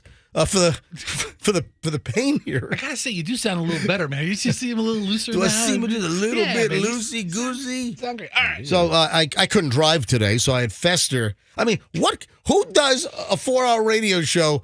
I got out of the hospital at 9:30 last night, so it was late. Finally got discharged by 9:30, and who the hell comes and does a radio show the next day? I guess only me. Yeah, I've gotten a bunch of texts from listeners saying, "Why is he in today? He should have taken the day off." He probably would have. Listen. If we weren't doing the last day of Tablet Tag, I probably would have taken the day off. But maybe not, because I love to be on the air. By the way, that is the 8 o'clock ding. It is 8 o'clock exactly, folks. That means we could give away the 8 o'clock tablet at any minute. Keep listening. So Fester's over. I said this is like the show of tie-ins. Fester's over here slurping on melted ice cream. I'm done with my second pint. Thank you. Are you going to go get another pint? I may take it home. All right, well, here's the deal. Dude. This is crazy. This, the whole tip thing. We've talked about this, the forced tips and the guilt tipping and all that crap. It's everywhere. It's out of control. And we brought this up, I don't know, a dozen times already on the show. So last night, I'm home from the hospital. I'm doing a little bit of show prep before I try to get some sleep to come in here. And there's a story about the owner of a Detroit ice cream shop that tracks down a customer on social media for not leaving a tip. Are you kidding me? Wow. What the? That's scary. From Midtown, Michigan, Cold Truth Soft Serve, an ice cream shop in Midtown, not Midtown Tampa, but Midtown up in the Detroit area, found itself at the center of this controversy. A customer says she was shamed online for not leaving a tip. What the? Shante Fagans says she's been a fan of the vegan ice cream joint since it opened its doors. I mean, not a big enough fan to leave a tip, apparently. Last Sunday, May 21st, she and a friend stopped in for some scoops. Order was about $12, paid by card. She said, I usually leave a tip. Who added that she didn't have money for a tip this time. So she and her friend enjoyed the ice cream, but then, well, things took a turn when she got home. Got a message from the owner. Fagan shared the message that she got in her direct messages from Cold Truth's Instagram account. I thought it was strange because I didn't leave my information. The Instagram DM direct message says, hi, just writing to note and convey that we operate in a tipped business model. We've considered building in the cost into the price, but we've chosen not to make our ice cream available as much as possible. We haven't raised our prices since we've been open, despite the fact that ingredients have nearly doubled in price. If we haven't risen to the level you feel is worthy of a gratuity, we absolutely understand. Thank you, Tim. So Fagan's, the woman who bought the ice cream, she's like, I thought this was crazy. I felt attacked. And to search me out and leave a message like that is just unheard of. Holy crap. Person was really butthurt. So after receiving them, which one? The one who posted the message. The not tip person. Yeah, the person that wasn't tipped. What do you think? So after reading the message, she said that she called and spoke with the owner, Tim Mahoney, who tried to explain her perspective and hope for an apology. I didn't have it that day, Fagan said. Do you think about that? I could be on a budget. I was trying to treat me and my friend, and I had no money for that, for the tip. Mahoney, the owner of the ice cream shop, declined to comment, but Cold Truth did comment back to Fagan's, and it said, we've seen dozens of similar independent small businesses forced to close down due to massive increases in the quality ingredients we need. If we move from a tip model, we will be forced to drastically raise prices to make everything work. So wait a minute. A tip is for the service. So now this guy's admitting that the tip is really to defray the cost. Then raise the price. I've never felt that my tip was covering some hard expenses. And, you know, there's a lot of controversy, though, with businesses that collect tips and then don't give it to the employees. That's a whole day. There have been lawsuits over that. There was some restaurant chain that I read about recently where the servers were not getting tipped out properly from all the tips that were being left on the credit cards. But is this unbelievable? 2 scoops of ice cream, and the owner tracks them down on Instagram direct messenger saying, you didn't tip. Why? My God, anytime they've got the iPad or the screen and they flip it toward you, my God, that's just a red light. Oh, here it comes. Tip, tip, tip, tip, tip, tip, tip, tip, tip, tip, tip, tip, tip, tip. I mean, in most cases, I can't find the no tip button fast enough. We ought to go to phones on this. Let's grab a couple of calls. What are your thoughts about an ice cream shop owner tracking down a customer that bought $12 worth of ice cream but didn't leave a tip? Come on. I'm done with this tip shaming. I hate it. Right, there are certain things that you purchase that you shouldn't be compelled to leave a tip. And people are being guilted. It's tip guilting is what it is. We've talked about this on multiple occasions. Now we have this ice cream shop. I mean, would you ever, we ought to go to phones and just a plethora of possibilities here. Do you work at a store, a restaurant where you expect a tip and it's, typically not a place where anyone would leave a damn tip? It's a different mentality. It's like back in the day when me and Froggy would go to the nightclub, right? Oh, yeah. And I would, ask every girl to make out, and most of them would say no. And then at the end of the night, one of them's like, all right, let's do it. I'm like, yes. So we get the one. You ask everybody for a tip, MJ. What are you kissing a date? What does that have to do with? You ask everybody. What the hell? What I'm saying is you ask everybody for a tip. Did I just hear that? I know I've never been to a nightclub. I know I'm pretty looped up on an oxy right now, but what, really? No, listen, you ask everybody for a tip. Who cares if half of them say no? They have to say yes is the ones you get. It's like fishing. Yeah, it's free. It's free money essentially. Dude, but it's okay, fine. You can ask, but I'm just saying that I hate the whole guilt tipping thing. Don't hate it anymore. I hate the expectation of places where you would never ever leave a tip in the past. Now they're asking for tips. So really, be okay saying no. The point is that we've talked about this whole guilt tipping thing many times. The latest twist now is the owner of the ice cream shop tracks down the person that didn't tip. All right, let's go to phones. 800-990-1047. 800-990-1047. That's how you get in. So the whole guilt tipping thing, what do you think about a manager tracking a customer down for not tipping on $12 worth of ice cream? 800-990-1047. 800-990-1047. Any aspect of this whatsoever. So yesterday, MJ, last night, after your procedure, did you slip $10 to the doctor? No, I didn't tip the OR. You didn't tip the doctor? I didn't tip the anesthesiologist. What about the nurses? Trust me, I'm getting a bill in the mail for everything. You didn't. That bill doesn't include tip. And I was at TGH, and man, my procedure was set for yesterday. They started calling me at TGH Monday for money. They're already. I mean, need a credit card. Well, yeah. Before I had the procedure, I had to give them my credit card. I'm like, really? I'm good for the money, Did they bill you your credit card before the surgery? Yes. I got a little alert that my American Express charge was charged $6,500. Wow. Yeah. So my procedure was $13,900, and with my insurance, I was responsible for $6,500 yesterday. Then I got the doctor I got to pay. I've got to pay the anesthesiologist. I guess all kinds of crap's coming down the pike. Jeez. Yeah. That's expensive as hell. Yes. I stroked a $6,500 credit card charge. On the deal. But listen, I got to get the damn 10-millimeter kidney stone out. If you don't pass it all, you dispute that charge. All right, let me grab. Let me. Hey, I got 6,500 frequent flyer miles. So I'll remember that when I pee in a lavatory on the airplane. This flight courtesy of my kidney stone and the $6,500 to Tampa General Hospital. All right, let's grab Mandy in Spring Hill. Hey, Mandy, you're on the MJ Morning Show. Hi. Hi, MJ. How are you? Good morning, Mandy. Go ahead.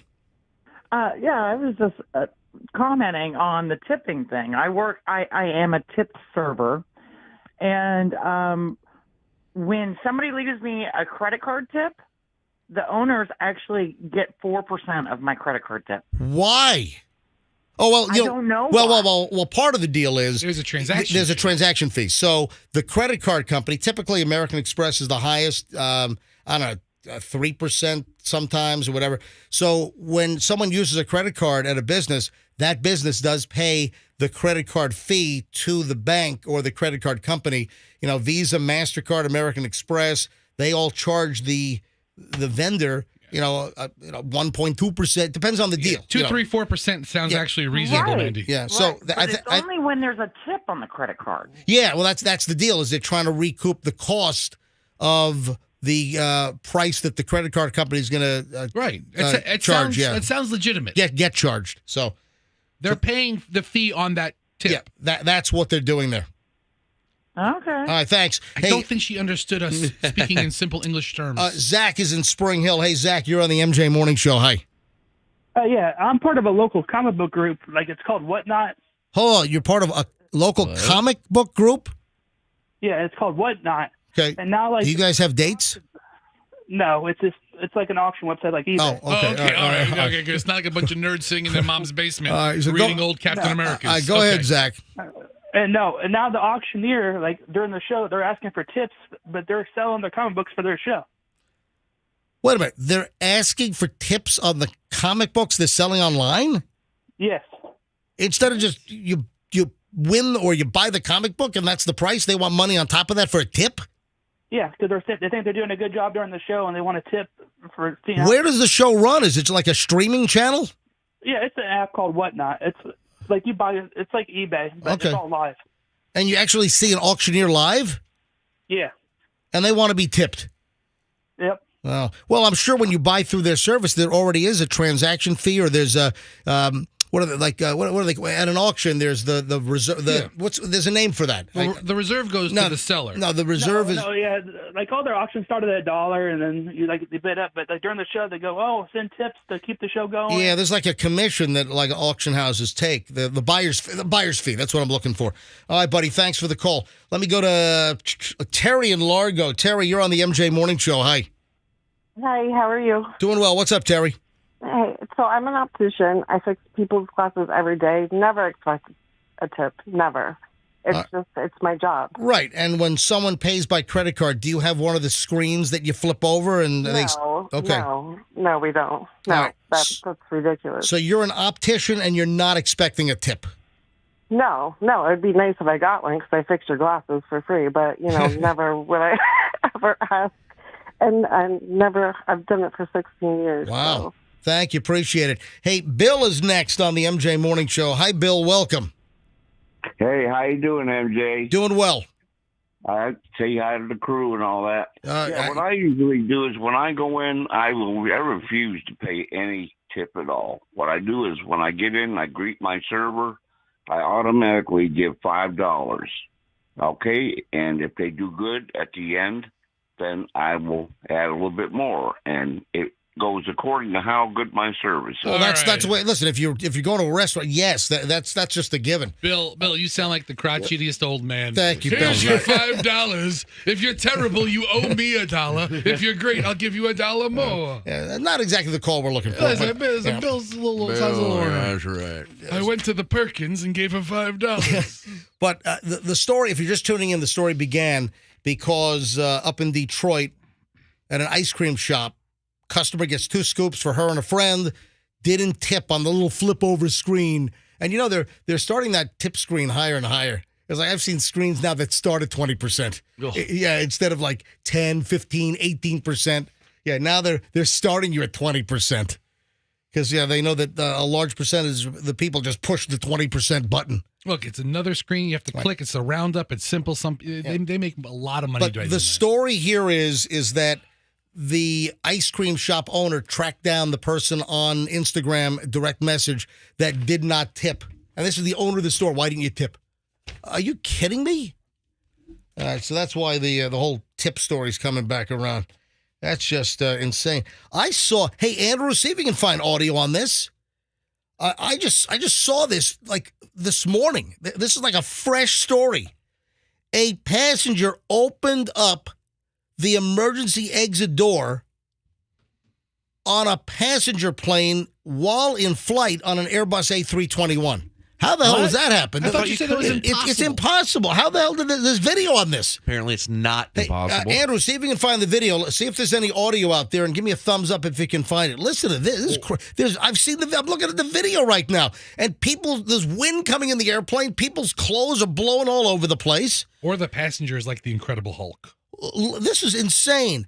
Video shows Asiana flight panic as passenger opens door while still in the air. How the hell did that happen? When the cabin is pressurized, you shouldn't be able to open up the door. It's supposed to be impossible. I can't open up my stand-up freezer after I open it up once because it's so pressurized. A passenger opened up an emergency exit door during a South Korean flight Friday today, causing air to gust inside the cabin before the plane landed safely, according to airline and government officials. Some people aboard the Asiana Airlines Airbus A321 tried to stop the person from opening the door, but it was eventually opened partially, according to the transport ministry. The plane with 194 people was heading from the southeastern city of Daegu from the southern island of Jeju. Oh, what? That's Jeju is talking like a little baby. Jeju is. I'd love to go to Jeju one day.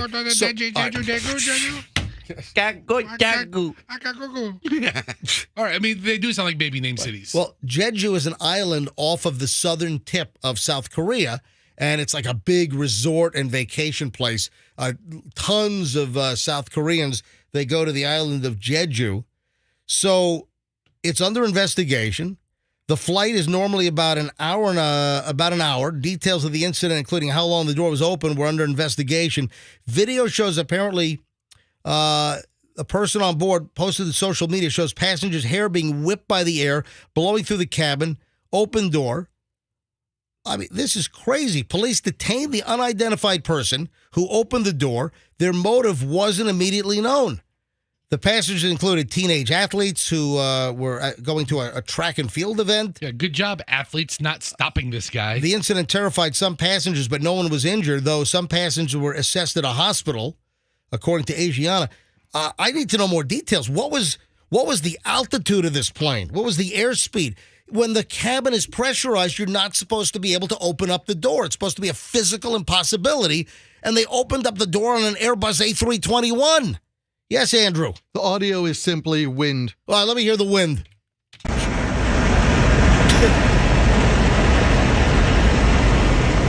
And then all the people's hair is blowing around, the clothing you can see whipping all around inside the cabin. I mean, how the hell does the door get open? You got a lady in a seat right in the exit row, right where the door was opened up, and this lady... you know what it is? It wasn't like the window exit seat. You know, you have got a door exit seat in front of some rows, yes. And then you have all that leg room. That's what it looks like. And you can see outside the plane, the door is open. All right, I've watched a lot of movies. How come people aren't getting sucked out of the plane left, right, and center? I think that's the movies. But listen, if you're at 35,000 feet and like there's a sudden decompression problem, and let's say a hole's blown in the side of the aircraft, yeah, that might suck you out. Wasn't there a story once that a window got blown out of an airplane and a fat guy plugged it up? No. Remember the Southwest Airlines engine failure, and a woman was like pulled through the window and died. Oh, yes, that was Southwest about what? 7 years ago? Oh, never mind. I thought it was going to be a funny story. No, it's not a funny story. Oh, sorry. That was a funny story. No, there was a woman, I believe, died on a Southwest flight because the airplane engine blew up and shrapnel came in and pierced the window, and I believe a woman was in the window seat, and she didn't make it. I don't think she got sucked out of the whole airplane, but I think she was partially pulled out. I like Fester's story better, of the fat guy plugging the hole. I was trying to make a joke about some chubby guy, like, let me out of here. But it was... Man, that is insane. I'm still trying to figure out how the hell could you get the door open? That's nuts. At altitude? I don't get that. That's some crazy stuff right there. All right, speaking of crazy stuff, here's a woman suing the ShopRite supermarket chain because she got an apple pie mix-up problem.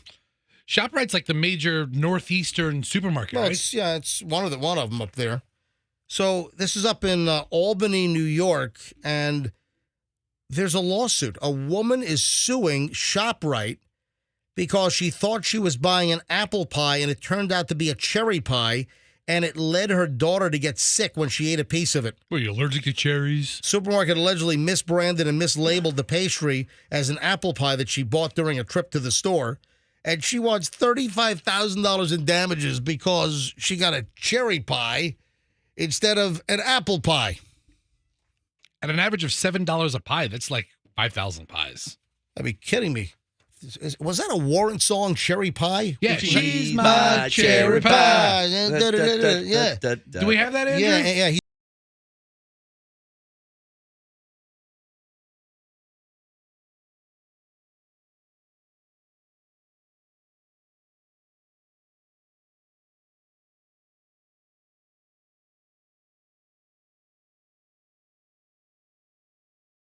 I didn't think so. They're suing ShopRite for $35,000. You ever had an ABC pie? What the hell's an ABC pie? Apple, blueberry, cherry. No. What? Yeah. Leave it to Fester to have an apple, blueberry, cherry. Why don't you just the ABC pie? Yeah. With Fester, it would be the ABC FFCB pie. It's not right. You know what that is? The ABC FFCB pie. I don't think I could say the second F on the air. No, it's apple, blueberry, cherry. Yes. French fry, FF. And CB for cheeseburger. Oh. You ever have that pie? Sounds good. I'm into it. I'm down for it. This is insane. Tiffany Brady wants $35,000 in damages because ShopRite sold her a cherry pie instead of an apple pie. She's a mother of 5, and her family, I guess, has a strong dislike and sensitivities and allergies to cherry pie. Really? Her 2-year-old daughter took a bite of the cherry pie and fell ill. God, how a whole family's allergic to cherry pie? We got cherry pie allergies here. What are you allergic to? Penicillin, erythromycin, shellfish, cherry pie. Oh, I'm sorry, sir. List your allergy, cherry pie. $35,000? You got to be kidding me here. That's just flat out idiotic. That's nuts. I'm watching the warrant video on mute, and I've never realized how awful it is with all of its quick cuts. Was that Bobby Brown? The female Bobby Brown. I think she was the actress in the cherry pie video from Warren. Whatever happened to Warren? I think don't they tour on like the 80s hairband tours? I think they're still out there. They're still rocking. Good. Yeah. That video looks terrible. It's awful.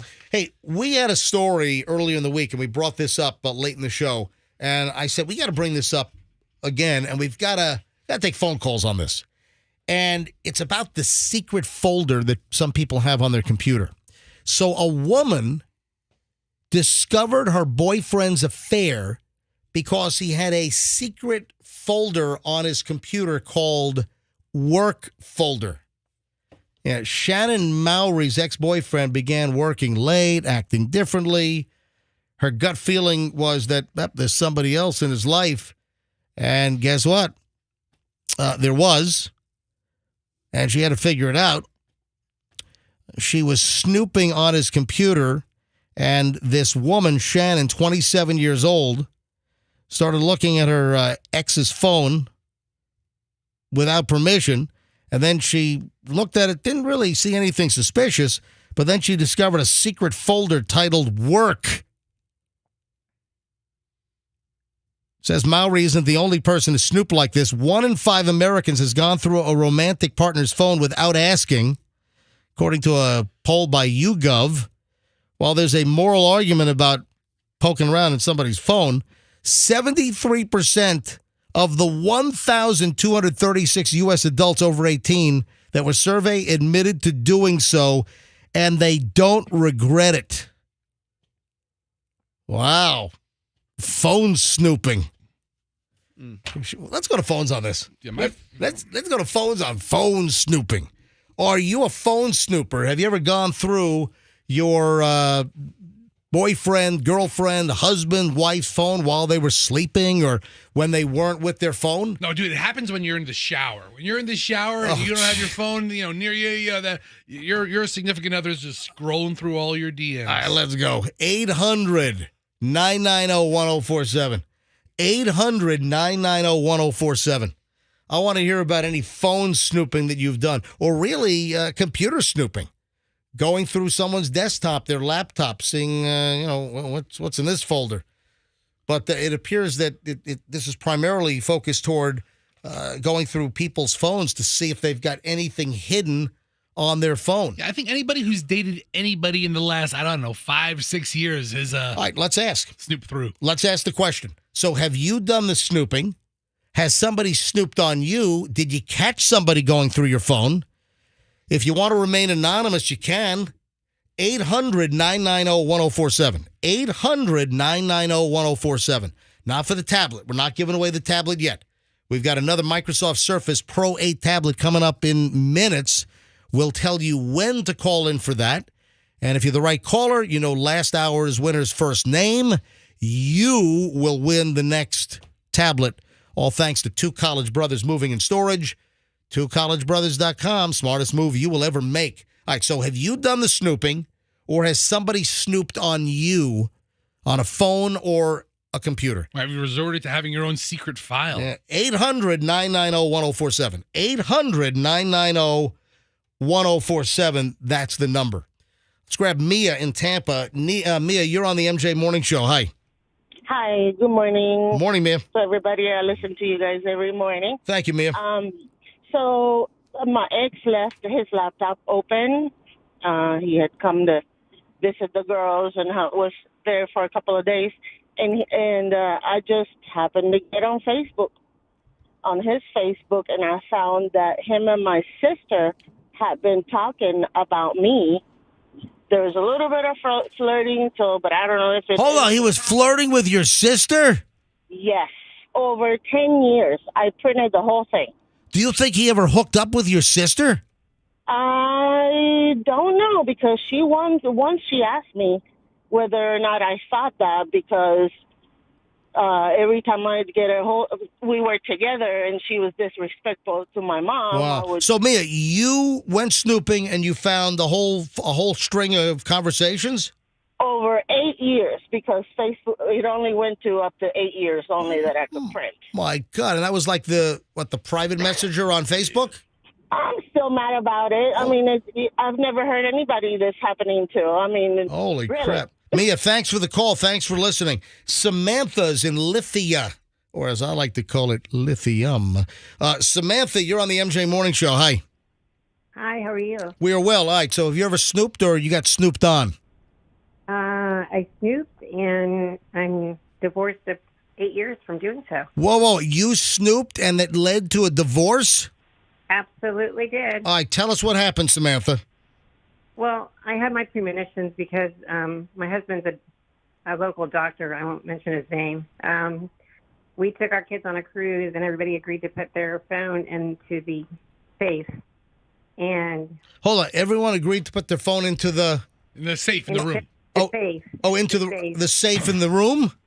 Right. Okay. And so he forgot to put his on airplane mode. Oh. And then he was down in the where they gamble, and he said to go up in the safe and get him some more chips.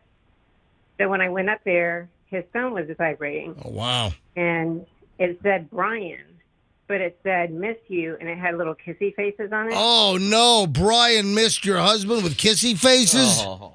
So then I knew it wasn't. So then I started pretending I knew that it was her. Oh, my God. In the middle of the cruise, you have to find this out by going up to the room to... Wow. On the first night of a 7-day cruise.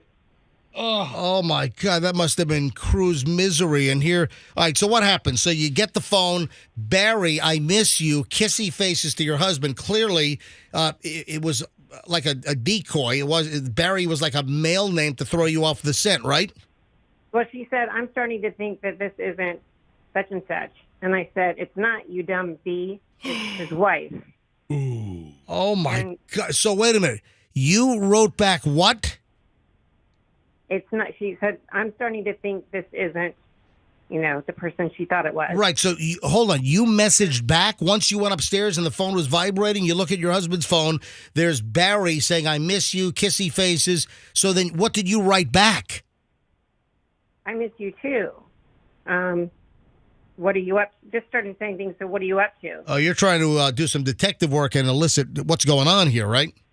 Yeah, we had a good 5-minute conversation before she realized that it wasn't him. And what was the tip-off? What did you say that made her realize that it probably wasn't you? I didn't. She said, "Remember something we did?"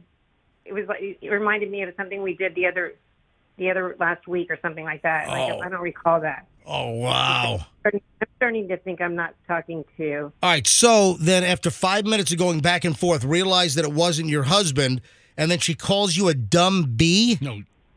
Yes. She called me every name in the book and said, I don't like your dumb games. And I saved all of them. I was busy taking screenshots of them. All right, now, when did you confront your husband? It was taking me too long, so he came up to the room, and he walked in the door, and he saw what I was doing, and I was taking screenshots of it. Wow, what did he originally say when you caught him like red-handed? What did he say? What was his reaction? He said, what are you doing with my phone? I said, I'm talking to your girlfriend. Oh, my God. Holy. Oh, man. All right, so what was his response? He said, give me my phone. And I said, you want your phone? And I opened our balcony door, and I threw it in the ocean. I said, go get it. Oh, my God. You threw the phone overboard? Overboard it went. Oh, my God. Muster stations. Whoop, whoop, whoop. Phone overboard. Phone overboard. Samantha. Marriage overboard. That is Phone why overboard. I get interior rooms. Oh, You my. throw my phone against the wall if you want. So, Samantha, how long ago did this happen? This was almost 8 years ago.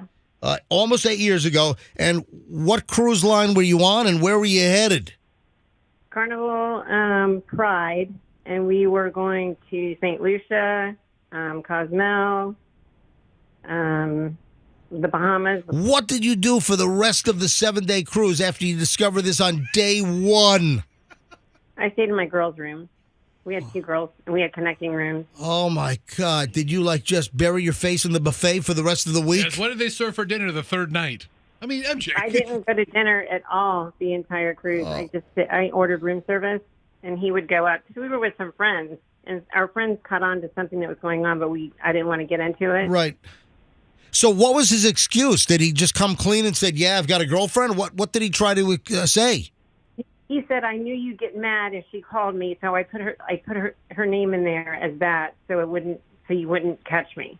All right, and did you file for divorce quickly after you got home from the cruise? Well, no. Then something else happened. Well, oh, my God. What else happened? We got home from the cruise, and I received a letter anonymously at the office from somebody saying that they had been having an affair with my husband for the last 3 years, and they wanted the truth from me. He had said he was going to leave me after Christmas, and she thinks that he's not, and she wanted the truth from me. Oh, my God, this is crazy. So you got the phone buzzing with Barry, who's not... What was the girl's real name? Do you know? I do. What was her first name? Well, yeah, what was the first name? What's her first name? Kim. Oh, great. Oh, those girls named Kim, you know. Yeah, Froggy's wife's name's Kim. All right. Well, listen, Samantha... And what's funny is she was a Kim Kardashian wannabe. I mean, she looked just like... Are you serious? And so how quickly did you get divorced after this? I waited and I moved out with our girls and gave him some time to get his crap together and get right with God and himself and his family. And I took a 7-month lease, and he decided that he liked the single life better. So I pulled the trigger like 8 months later. And do you know if he ended up with the Barry or the other person that sent the letter? Did he hook up with one of them? The person that sent the letter I had terminated because I also worked in the office. We shared a practice together. Oh, so, wow. Wow. Are you a doctor as well? I'm a PA. PA, physician's assistant. Right. Wow. All right. Listen, Samantha, thanks for the call. I never expected such a story, but wow, I'm sitting here on the edge of my seat. Thank you, Samantha. Thank you. I wanted to know more about the cruise entertainment. Yeah. Did you go see any of the shows? Yeah, I mean, they have a magician, they have a comedian. A lot of good shows on Carnival. Froggy, you napping over there? No, I haven't heard you in 6 minutes. Well, you've been yakking to that lady for 10. I mean, Samantha, pour your entire guts out for me. Wow. Let me ask you what destinations you went to on the cruise. That's incredible. My God. Let's grab Sean. Sean's calling in from Buffalo, New York. Hey, Sean, you're on the MJ Morning Show.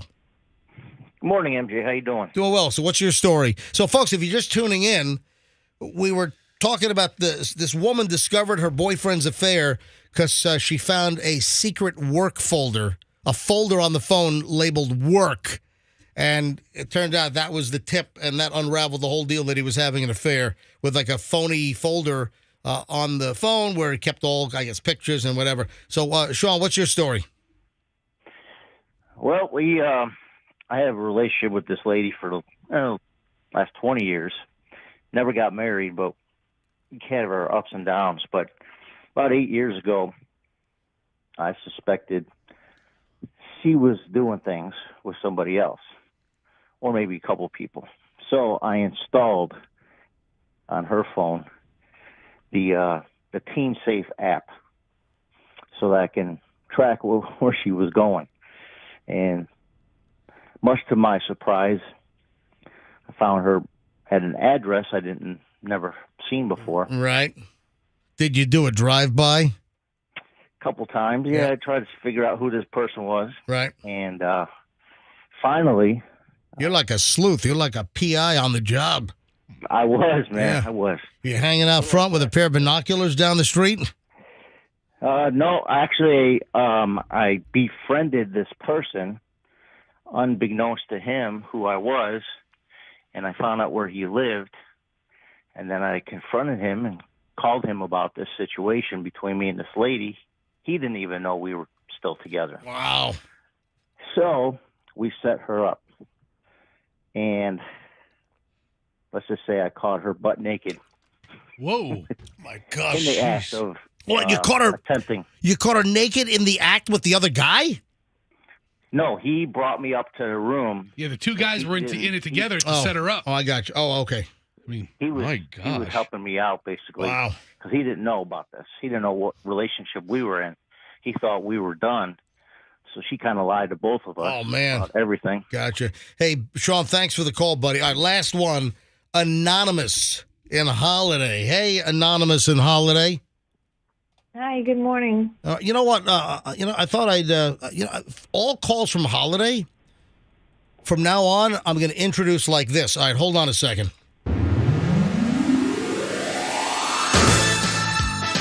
Hey, guess what, folks? About to take a call from... Another holiday. There we go. Wow. I thought you were going to go like with the Madonna holiday song. Or Holiday Road or something from the vacation movie. All right, go ahead. I'm sorry, Anonymous. Go ahead. No, thank you. So this is probably about 10 years ago. Right. My boyfriend at the time, we had been together 5 years, engaged at the time. Right. I suspected something was off, so I went on the computer and he had left his Facebook open. Uh-oh. So I went on Facebook and found out that he was having a conversation with another woman on the side. So Are you serious? Yeah. I went through Messenger where he was chit-chatting with her, and I told her, hey, this is his fiance. He's engaged. Go find yourself another man. And she apparently let him know, hey, you need to check your Facebook. And he was apparently going to go out of town to visit his family at that time. Oh, no. And he was really going to visit them?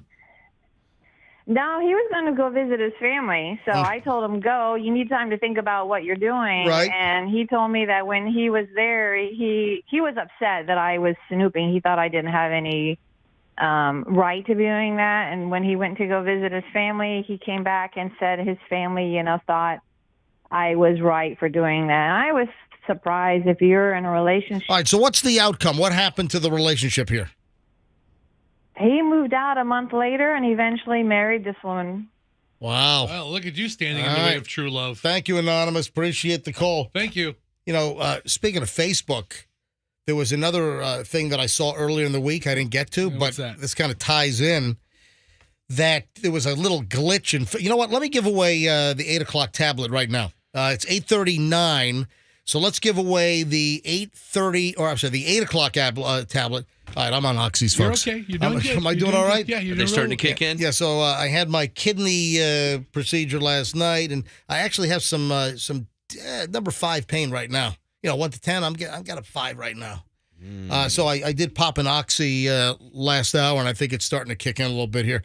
All right, so this is fully prescribed, and I don't plan on getting addicted to Oxy.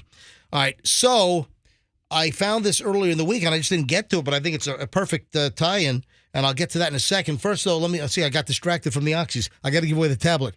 All right, so let's go with caller 105. Caller 105 right now, 800-990-1047. See, I couldn't take the day off. It's the final day of tablet tag. I know. And then the doctor wanted to get my procedure in to bust up the kidney stone because of the scheduling. Because I've got Julian's graduation. I'm flying out next Friday. We're flying up to Connecticut. Julian's graduating from high school, from his boarding school. So I got to get this kid. And then we're going scuba diving later in June. So I got to nail this thing out now. And then, the appointment was available at the hospital, everything, for Thursday. So that's why I had it done yesterday. So I'm in the clear.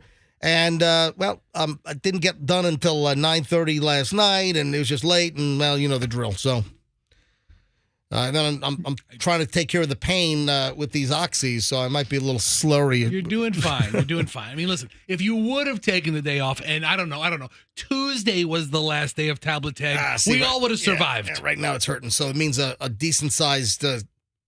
so they broke up the 10-millimeter kidney stone, right? And that means like a decent-sized chunk is probably making its way through the ureter right now or trying to get in. That's great. All right, so that's where I am, folks.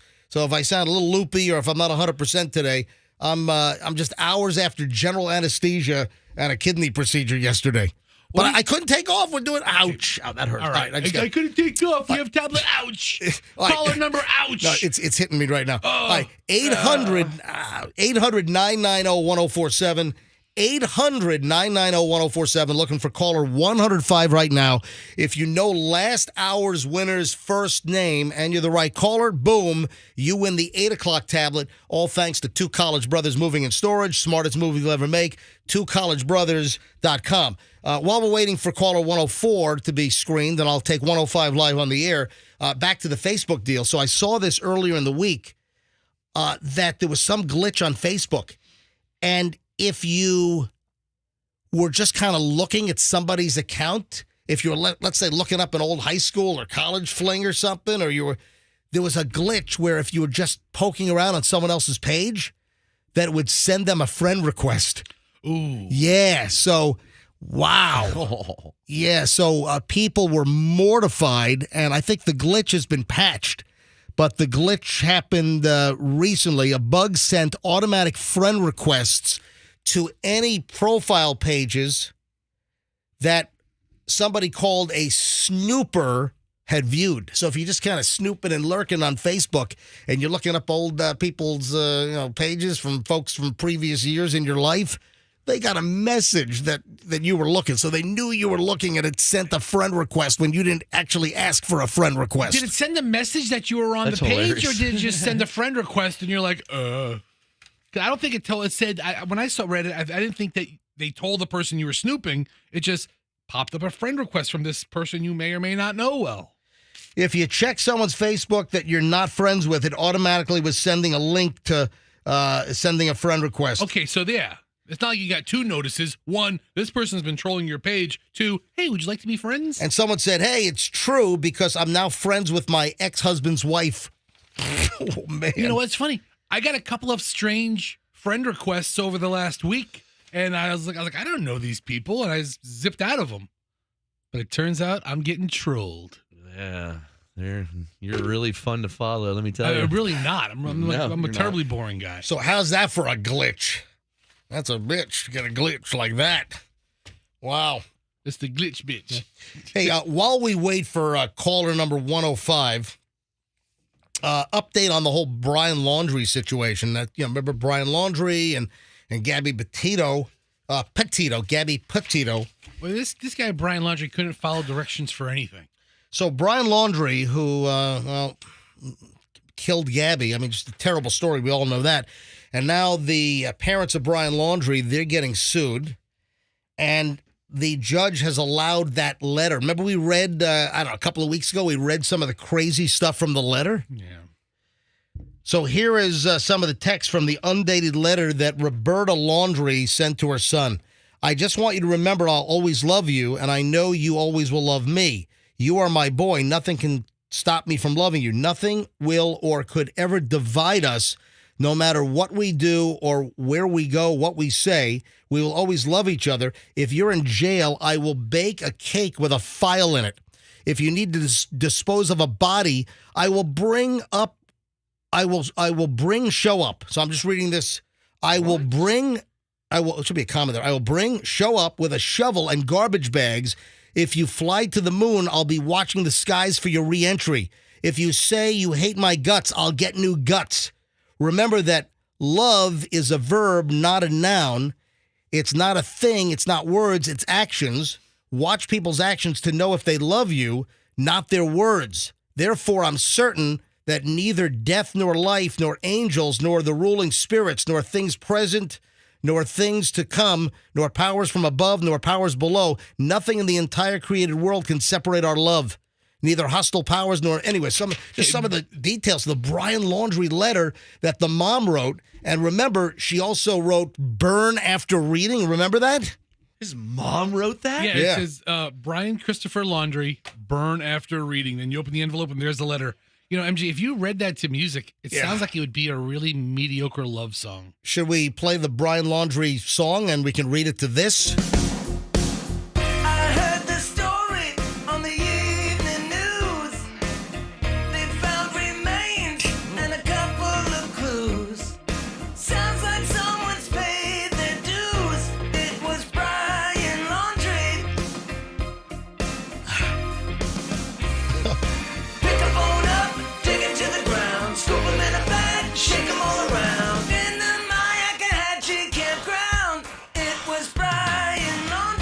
Remember that?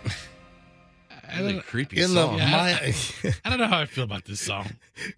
Well, I paid for it, so I had our parody guy do it. I just try to sneak it in and get my money's worth whenever I can. Dead people. Oh man, my stone. Yeah, something's moving through. Oh boy, yeah. You want me to punch you in the side? Pain's up to a 7.5 right now. Oh my gosh, really? Yeah, the oxy's not doing anything for this right now. Let me grab caller 105. Here we go. MJ Morning Show. Hi, who's this?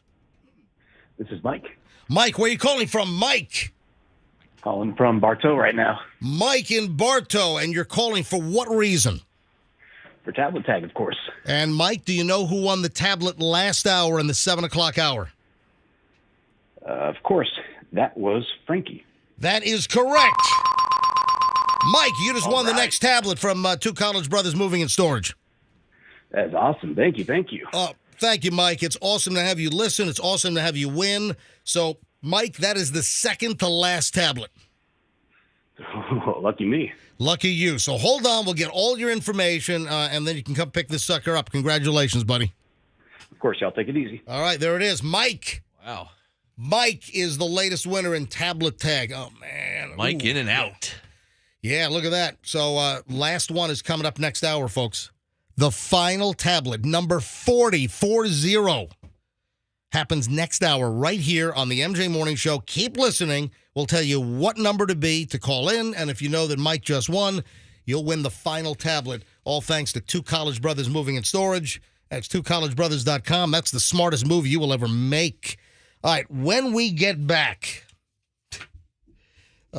we have a woman that made a comment to her guy. And, well, it was the wrong comment to make because apparently, well, I don't want to give too much away, but it has to do with junk size. Oh. And guess what? Remember the old story we had a month ago about Frontier allegedly giving their gate agents a bonus for charging flyers, their customers, passengers, for oversized baggage? Right. Remember that story? Yeah. Well, we got some confirmation. We'll get to that coming up. Oh, and there's just a lot of chatter now on the side effects of Ozempic for weight loss. Oh, yeah, there's a big update on that, and I guess this is starting to leak out, so to speak. What? Yeah, and then if you're an airdropper, if you like to airdrop on iPhones. That's me. Well, oh, that's right. I do it everywhere. Yeah. I did it the other day. Well, I got a warning for you. Fester. I was at the Pasco County DMV the other day. I did it in there. I don't want Fester to be a felon here, so hold on. We'll get to that. What? You did what? I was at the Pasco County Land O'Lakes DMV. Had to redo my birthday's this month. I had to redo my tag. Oh, right? Hold on. So you went to Pasco County? Yeah, you can go to any one. You don't have to go. All right, because you live in Hillsborough. It's a state agency. Okay. Anyway, I go there and I log on to the Wi-Fi. There's like 14 people on the Wi-Fi. I drop them all the naked Kermit picture. You're dropping the naked Kermit? Really? Oh, you can't do that. What, that Fasano guy or his office? Are you nuts? Yeah. Yeah. All right, hang on. We got to take a quick break. So we're loaded. A long new chunk of the show next. And, yeah, if you hear me going, there's obviously a larger piece of the busted up stone that's trying to work its way through as I do a live radio show. Ow. Here on the MJ Morning Show on Q105. Stand by.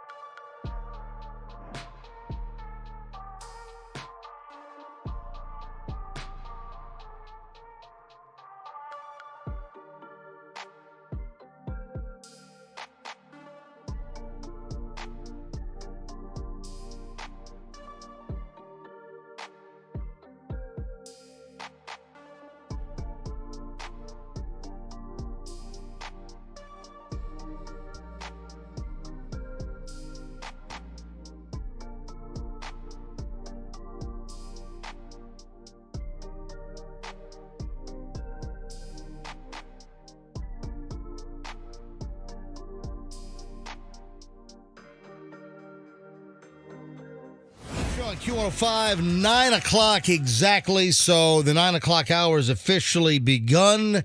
That means we'll give away the final Microsoft Surface Pro 8 tablet sometime this hour. Just keep listening to win. Yeah, Fester, you just saw me on the floor in the kitchen, didn't you? Yeah, and a couple of other You're on the floor in the kitchen? We have like some purified water dispenser. So it's supposed to be filtered. Yes. Yeah. So they say. So anyway, MJ comes out. He goes, "We have any bottled water here?" Which we don't. And the machine doesn't work. I drank my water. I have like a 1.5 liter bottle that I brought in. I've been through that water today, so I'm looking for more water. And I asked Fester, "We have any bottled water anywhere in the office or whatever?" And we don't. But we have this machine that apparently filters the tap water. So I'm getting some pretty good kidney bangers right now. He's in front of the machine filling up his little cup over there, and he's like, and he's down. Suddenly, MJ's down in one knee. It took me to the floor. Oh, yeah. I've been there, buddy. Yeah, you need I know. a towel to bite? I was there in 2019 with 2 kidney stones in my left kidney, and those passed. And once they passed, it was like clink, clink, and then suddenly relief. It was total relief. It was like all done. That's like just never experienced the pain. He doesn't understand. It's like an on-off switch. So for those that don't know, I am 11 hours out of the hospital. I had lithotripsy yesterday, and the procedure. I was at TGH. They told me to be there at 1:15. And the procedure did not start until after 7:30 last night. So I was at. Oh my God, what a pain! Well, the machine, and I wasn't in pain yesterday. I was fine, but I had a 10 millimeter stone all up and through my kidney, and it got busted up last night with lithotripsy, where they knocked me out. I mean, 7:35 last night. It's like, hey, we're going to inject you with a little pre-cocktail. It'll make you feel, maybe a little tired. God. So they hit me up with some Versed, and then they kicked in with the other anesthesia. I was under, I was like, I had a tube in my mouth. Apparently, I was out. I had general anesthesia last night, and they did the lithotripsy, where they use a concentrated ultrasound beam while looking at like a live X-ray. They look at a live X-ray so they can see where they're aiming, and they can focus the sound waves. And apparently they busted it up because last night and early this morning, I've been, going number 1, and like little bits are coming out. So that's the stone. But I don't know how big the other fragments are. And right now, I think I got a bigger fragment that's trying to make its way out of the kidney through the ureter right now. And it just took me to the floor in the kitchen a few minutes ago. That's a dirty floor too. Yeah, nothing like a live radio broadcast with kidney pain. I mean, listen, I just popped an oxycodone about an hour ago, right? That should be kicking in soon. Yeah, I mean, how long is that time release, or what's going on? I think it's usually about an hour. You sound like a junkie now. I might need to pop another one here in just a minute. That's how junkies talk. I know. Is that time released or not? No, I might need to pop another one. Maybe I'll just snort the next one. So, folks, I just want you to send me well wishes and cards and thanking me for my broadcast dedication. No, don't. Because I am here. Don't send MJ a card. Yeah, don't. This is my choice. But I had to be here because it's the final day of Tablet Tag. I couldn't miss the final freaking day. Could have missed the finale. Come on. I just hope my whole, Memorial Day weekend's not wrecked with me, just laid lay up around and do nothing.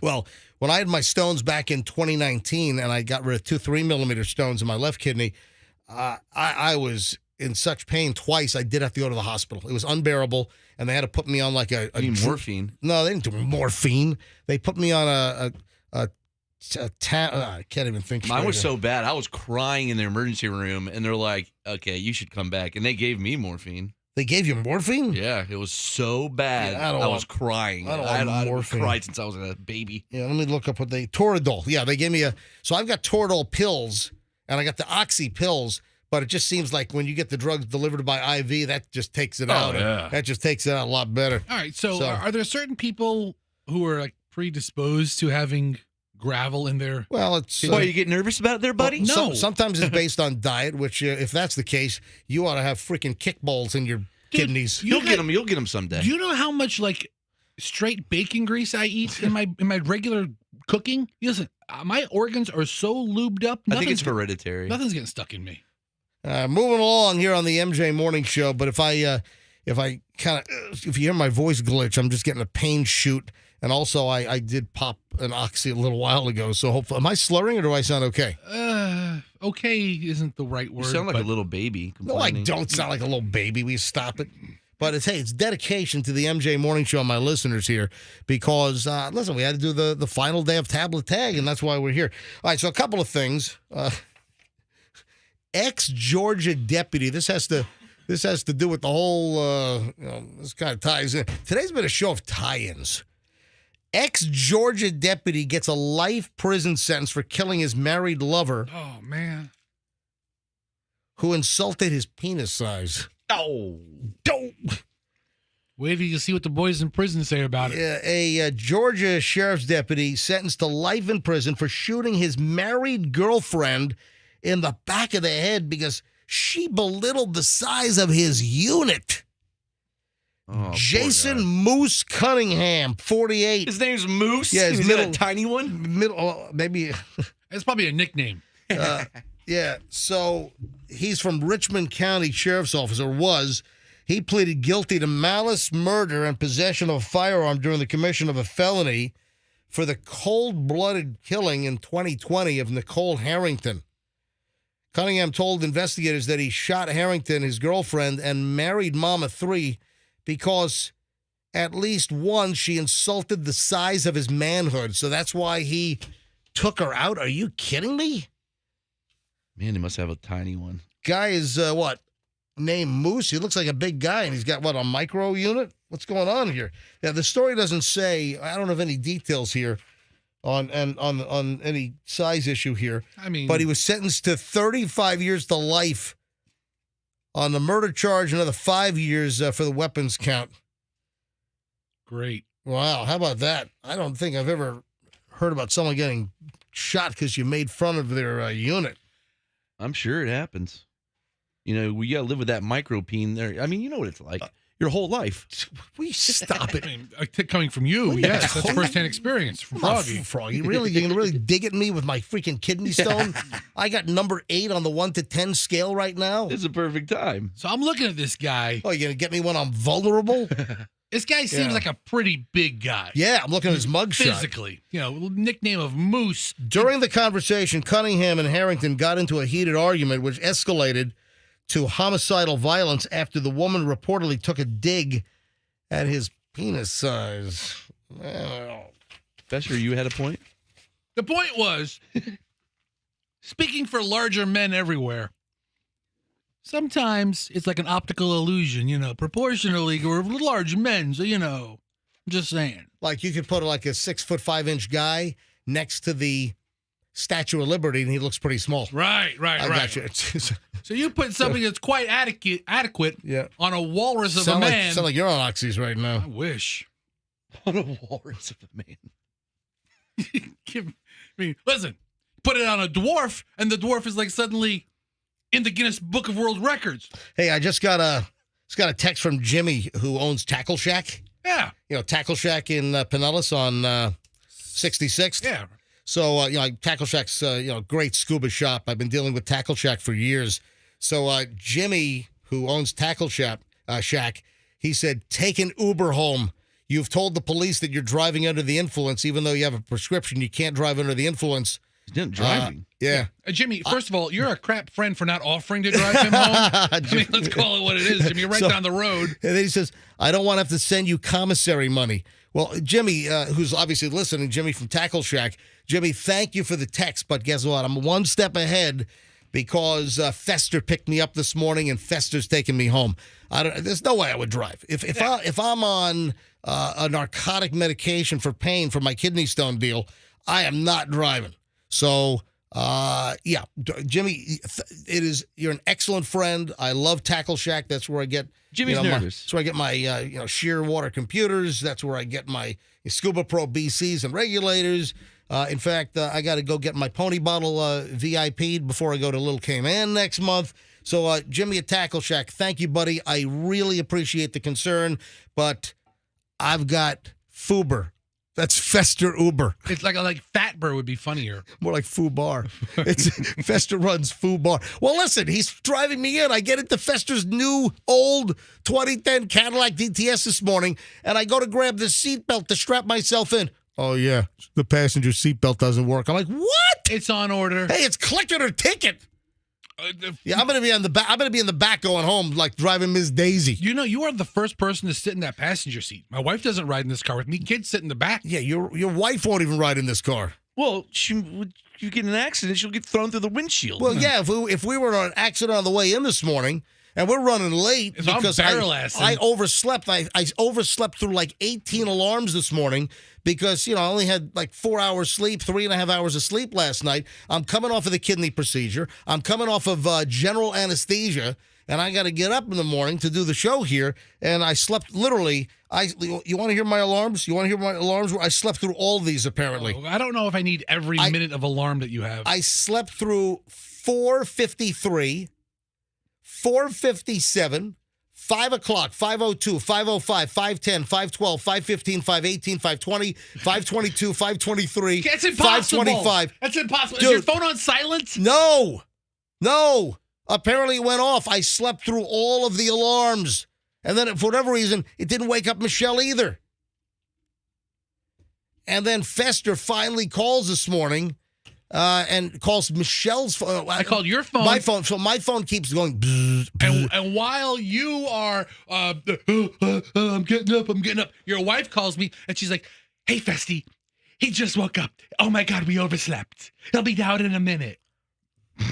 That's exactly how she sounds. And it was it's not far off. It was 5:45. Right. We're on the air in 15 minutes. We're on the air at 6 o'clock this morning, and I'm just getting out of bed. So I didn't brush my teeth. I didn't comb my hair. I threw my glasses on. No time to put my rigid gas permeable contact lenses in. He sounded like he just got out of bed. I'm like, I got my hospital tag still on here. I'm showing it to MJTV. Look at this. I've got the initials of my doctor, MR, for Malcolm Root. I've got my urologist's initials because, they initial, the side of the body they're working on. Oh, I thought he was so proud of it, he autographed you. Look at this. Dude, how dirty do you feel? You haven't showered since you were in the hospital? Look at that. Yeah, exactly. And I have my IV bandage still on my left arm over here. I'm just a mess. I got kidney pain right now because clearly one of the fragments is trying to work its way through. All right. You didn't brush your teeth? How does that feel? So while hospitals, save lives and all that good stuff, they're probably the germiest place in the world. Yeah, I probably should have taken a shower. You slept in your bed. I know. That's gross, dude. Wash the sheets. I know. Ugh. Why did Michelle make you shower? Yeah, the sheets will be washed today. So there we are, folks, and here I am. 11 hours after general anesthesia doing the MJ Morning Show. All right, we'll give away the next tablet coming up in a bit. Oh, we're going to call Dennis Phillips from ABC Action News, chief meteorologist. Oh, my God, that's a tough word to say. Just say chief weather guy. Hang on. So that's a tough word to say when I'm not popping an oxy with acetaminophen. Okay. All right, so chief meteorologist Dennis Phillips from Channel 28 is going to join us at about 9:30. So coming up in just a bit. He's got an event that's like a beer named after him. Get out of here. He has a beer, right? Yeah. I thought it was his beer. No, is it his beer? Or is he? Hold on. There's apparently a launch party tomorrow. It has suspenders on it and everything. Yeah. Hold on. We'll get to that coming up. Is he brewing it in his garage? Or was he beer? You'll get ouch. Oh. Come on, man up. You got this. I know, I got it. My kidney. Ow. Okay. So he'll join us around 9:30, and we'll get the whole scoop coming up in just a bit. Hey, Fester, stop with your airdropping, man. No way, dude. I just sent a couple of people just requested me for the naked Kermit pic. I sent it out to You're going to get in trouble for that. Wow. You are, dude. You're like if a little kid sees it or something? Well, you're like it's Kermit. Speaking of little kids, you're like a 6-year-old and you're just giggling and laughing at like 6-year-old humor. Dude, that's the key. Yeah. That's what separates me from 6-year-olds. You have to airdrop the naked picture of Kermit to like 50 people and then not laugh. Yep. Because then they have no idea who it is. So, where was I? Something about Fester. Sorry, you better watch out about airdropping. Just getting a few stabbing pains right now. What's your airdropping story? All right, so Fester airdrops, and Fester has this naked picture of Kermit the Frog. Hello, Kermit the Frog. Kermit the Frog. If you want to see my greener. It's little. It's the greener wiener. It is. That's what I'm saying. It's greener and wiener. It's the greener. Yeah, that's right. And Fester thinks it's hysterical. He's showing it to MJTV right now. Yeah. It is a funny picture. Do you have it up on camera? We need like 2 other staffers on the show to do it right. We need like someone running video and everything. Yeah. And because Andrew's got his hands full. Plus we're giving away the final tablet this hour. The final Microsoft Surface Pro 8 tablet. We'll give it away in the next, probably half an hour. Could happen 20 minutes. Could happen 10 minutes. I could do it right now. If I did it right now, I could probably just go home. You know what? If and lie down. Listen, we can be on the phone over the bridge going home. No, that's okay. I can make it till the end of the show. So Almost heads there. up. So here's a story. Stop airdropping. This is like iPhone. See, I'm the only guy in the room with an Android. Fester has an Apple. Roxanne, who's not here today. Roxanne has an iPhone. Froggy's got an iPhone. And I'm using Android. So I don't get the airdrops. But listen to this. You airdrop people that Naked Fester thing at the DMV yesterday? It's the Naked Kermit thing. It's not the Naked Fester thing. And yes, it was, I think, last week because my birthday was on the 23rd. Well, your registration was I expiring. had to redo my tags. So I was there, and I'm just looking around. There's humanity of every shape and size at the DMV. Well, let me tell you about Stajic Helm, 23 years old from Oklahoma. He's now facing indecent exposure charges after allegedly airdropping explicit photos of himself to employees at a real estate firm where he was applying for an apartment. Yeah, that's a surefire way to get approved as a tenant in an apartment building. You go to the real estate office and you're airdropping other iPhones in the business, naked selfies of himself. It's not even Kermit the Frog. It's now that's an issue. Naked selfies of himself. It's guys like him that ruin airdropping naked pictures of inanimate objects for everybody. Investigators describe the alleged offense as indecent exposure via digital means. He went to a Tulsa, Oklahoma realtor to apply for an apartment. An employee of the firm told police that they directed Helm to sit at a computer for the application process. While he was filling out the application, 2 workers received an airdrop. Curious to see what the contacts were, they both accepted and discovered naked selfies of the guy out in the lobby or whatever using a computer to apply for an apartment. Yeah, that's a surefire way to get approved as a tenant there, baby. Sending them naked selfies. That's insane. He was arrested, booked into the county jail on a felony count, later released on a $2,000 bond. Yeah. Helms, who's 23? Helms is 23, lives with his parents. We don't believe that he got the desired apartment in order to move out of parents' place and into your own place. Yeah, that is, it's like rule number 1. When you're applying for an apartment somewhere, don't airdrop naked selfies of yourself to people inside the real estate company's office. I mean, at least wait until you moved in. They can't then wait till you're there. Cover your face. Frontier Airlines, guess what? They are confirming that they do give the gate agents incentives for charging baggage fees. It sucks. Because I've seen video of people who have packages that fit perfectly in the container, and it's ridiculously small anyway. Listen, we had the story a couple of months back, or maybe a month ago, where there was even video and pictures of a backpack that clearly fit in, and it was just it wasn't maybe scrunched all the way down, and they try to charge the passenger $100. So now we find out that at Frontier, when they say, "Oh, your bag's too big," they're getting a skim. They're getting they're getting $10. The gate agents. Listen to this. They're meeting their quota. Frontier Airlines is facing criticism over the policy that it pays gate agents a bonus for catching oversized bags, and now we've got the latest chapter here. Yeah, now we're understanding that the $99 personal item fee at the gate, if the agent deems your bag to be too big, apparently Frontier pays the gate agents $10 for each bag they charge for at the gate. So what is the incentive? The incentive is for some of these gate agents to find anything to score their $10. You do that 10 times a day, that's $100. You do it 20 times a day. If you're working flights from 6 a.m. to 6 p.m. or whatever the shift is over there. Just a couple of people each flight. Guess what? boom, $10, $10. And you know there are gate agents at Frontier that are having like a cash register going ding, ding, ding, ding, ding, ding, ding, in their head. Not a couple. I think all of them, if that's the case. I'd be charging everyone's bag. Everybody, you, sir. Do you have a bag? No, sir. $10. Oh, okay. Here you go. $100. I'm sorry, $100. You need $100 for not having a bag for me to charge you $100 for me to get my $10. No, they get $100, and then the gate agent gets a $10 kickback for the big bag. The big 10% commission. And again, there are stories and there's video and pictures of bags clearly fitting in that Southwest Airlines, not Southwest, but Frontier. Oxys, baby. What if you just offered the gate agent $10 to make this all go away? Hey, listen, I'll give you 15 right now if you stop being a pain in my ass. Exactly. I'll give you $5 more than the VIG you're getting from the company. I'll give you $5 more. Just let me get my bag on. Come on. Yeah. How can they turn that deal You can charge me $100. You're not getting 90 of it. I'll give you 15 all for you. I'll give you 12. Deal, sir. Yeah. So happy flying. Now we have even more of a reason for these gate agents to flag these bags because they get paid, man. They get a bonus spiff. I don't have it in front of me. Did you see something in the last week about a guy getting kicked off a plane because he wore everything in his suitcase and he didn't like check a bag? Yeah, it was a woman. I Okay. think. And they She so looked like the big snowman or like something. a Michelin tire man. Yeah. She put on like 13 pounds of clothing. That's hilarious. She's like one of those sumo wrestler suits that they used to have at bars. You know those. Did she get away with it? No, Yeah. I think they kicked her off or something. Exactly. All right, 9:21 at the MJ Morning Show. MJ and the crew here. Fester and Froggy, me, MJ, with kidney issues right now as stones are trying to pass, and I'm in pain.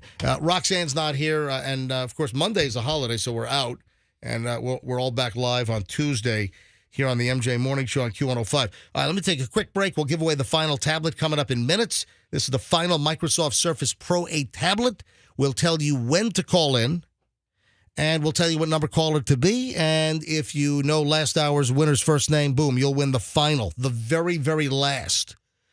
The final Microsoft Surface tablet in this edition of Tablet Tag from the MJ Morning Show and twocollegebrothers.com. Twocollegebrothers.com, the smartest move you'll ever make. Also, I got to call Dennis Phillips from ABC Action News. He's like going to an event tomorrow where they're going to launch like his own beer or something. I got to get the whole story. Plus, listen, hurricane season starts in 6 days? Yeah, June 1st. Wait, did they time the release of the beer for hurricane season?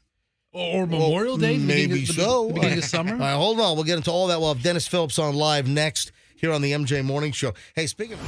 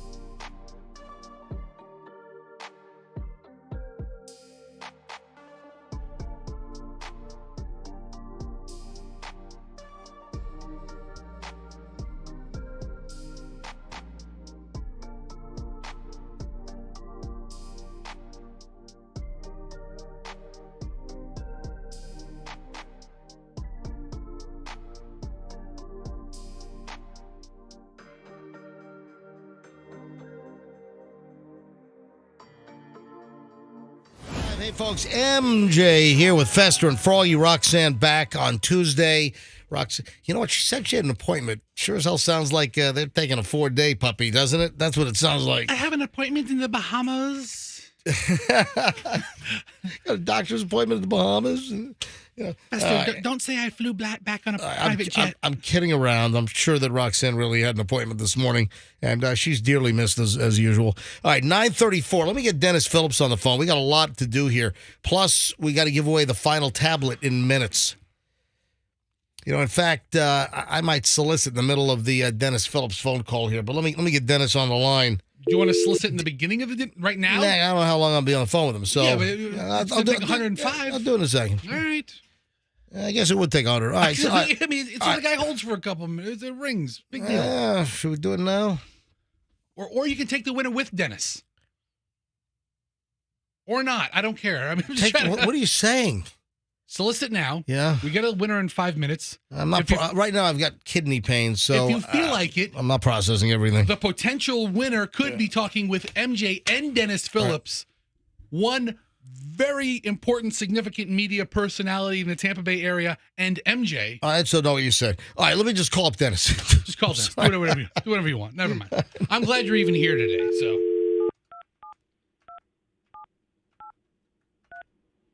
All right, calling up Dennis Phillips, the chief meteorologist over at ABC Action News. And he's at an event tomorrow. I think they're launching like a beer inspired by him. Is it his beer or is it like a brewery? Hello? Dennis Phillips, ABC Action News, chief meteorologist. MJ, how you doing? I've been better.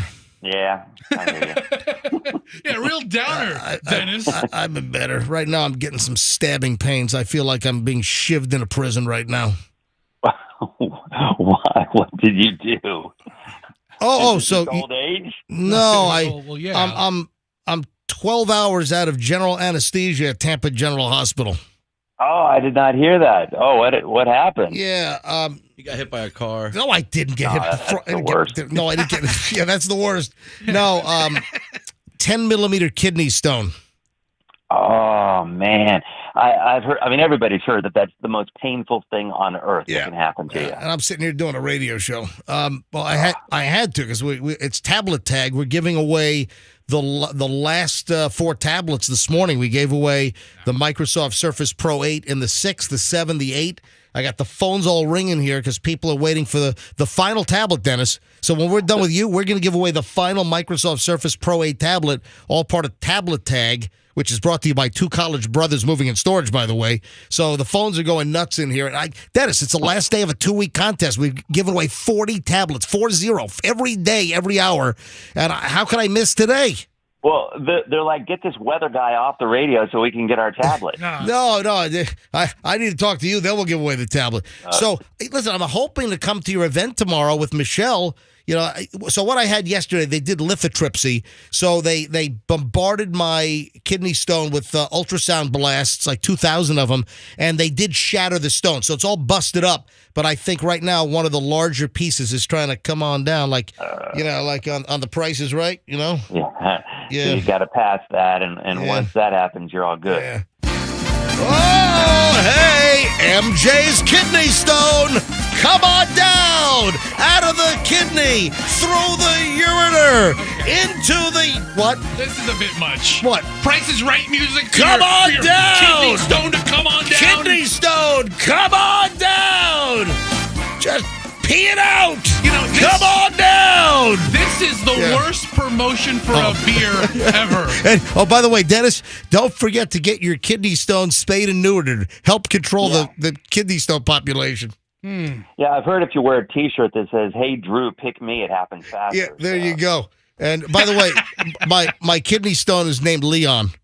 Oh, nice. Yeah, because Leon was getting larger. Yeah. And Leon's getting larger. All right, so, Dennis, I'm hoping to get to your event tomorrow with Michelle.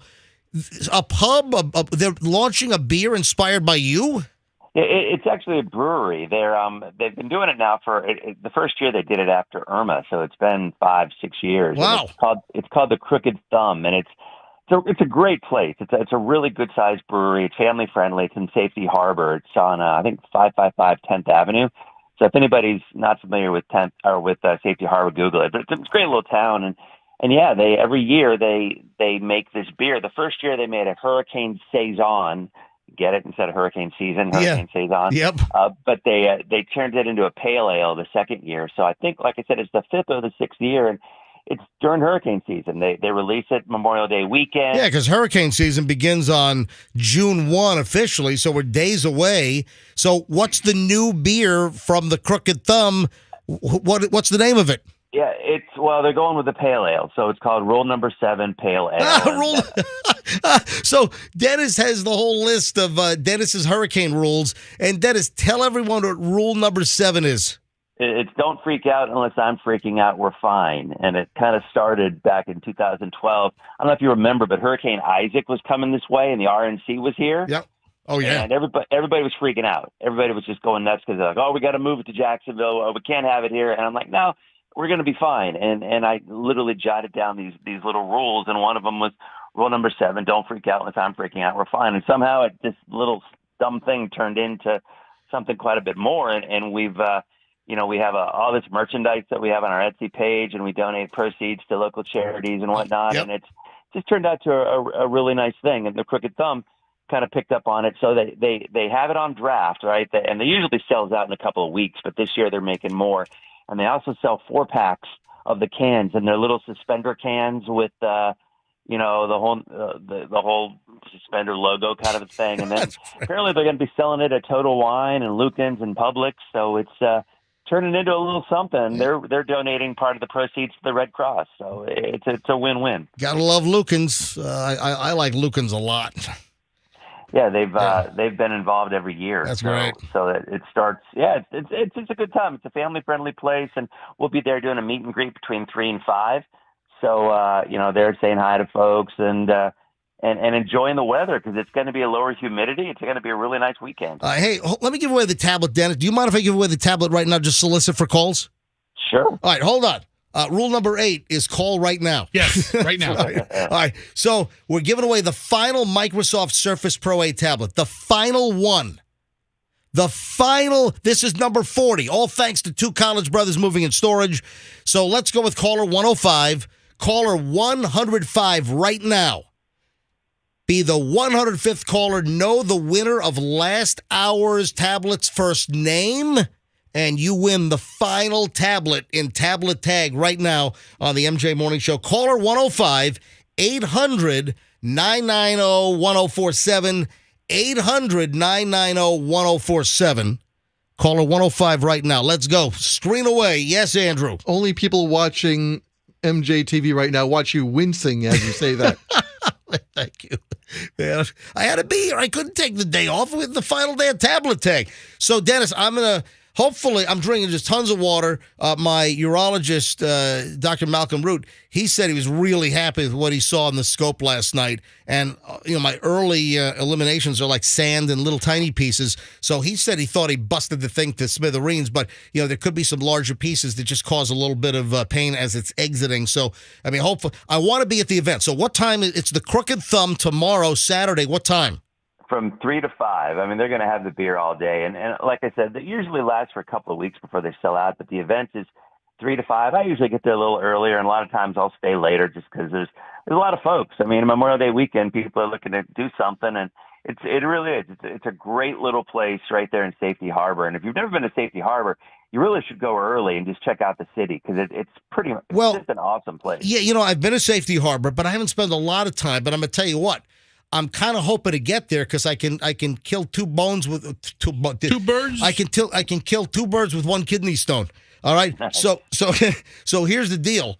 I can show up to your event with Michelle and maybe even Chloe to Crooked Thumb, Safety Harbor. It's Dennis's tie-in with Rule Number 7 beer, and also there's a pizza shop down the street, the Nona Slice House, that I've been wanting to go to and try for a long time. Yeah, there's so many good little restaurants right there on Main Street. It runs up toward a lot of the people know where the spa is, the Safety Harbor Spa. That's right at the end of the street, right there on the bay. And you've got probably about a mile street on Main Street where it's just nothing but little shops and little antique places, and it's really a really cute little town, and the food is insane. There's so many great little restaurants. So, do you mind if I showed up all doped up on oxys? Yeah, that'd be even more entertaining. Yeah, and then have some beer along with it. I'm sure that would go really well. That's actually half the people in Safety Harbor, MJ. So you'll fit right in. Unbelievably, I'm not a beer drinker. I'm a red wine and whiskey drinker, but I'm going to show up and listen. I'll take a sip of Rule number 7, pale ale. Yeah, I'll pop on in and I'll take a sip. Hey, awesome. Yep. Rule number 7, pale ale. Dennis Phillips helps launch this, and it'll be at the Crooked Thumb in Safety Harbor. You said 3 to 5 tomorrow.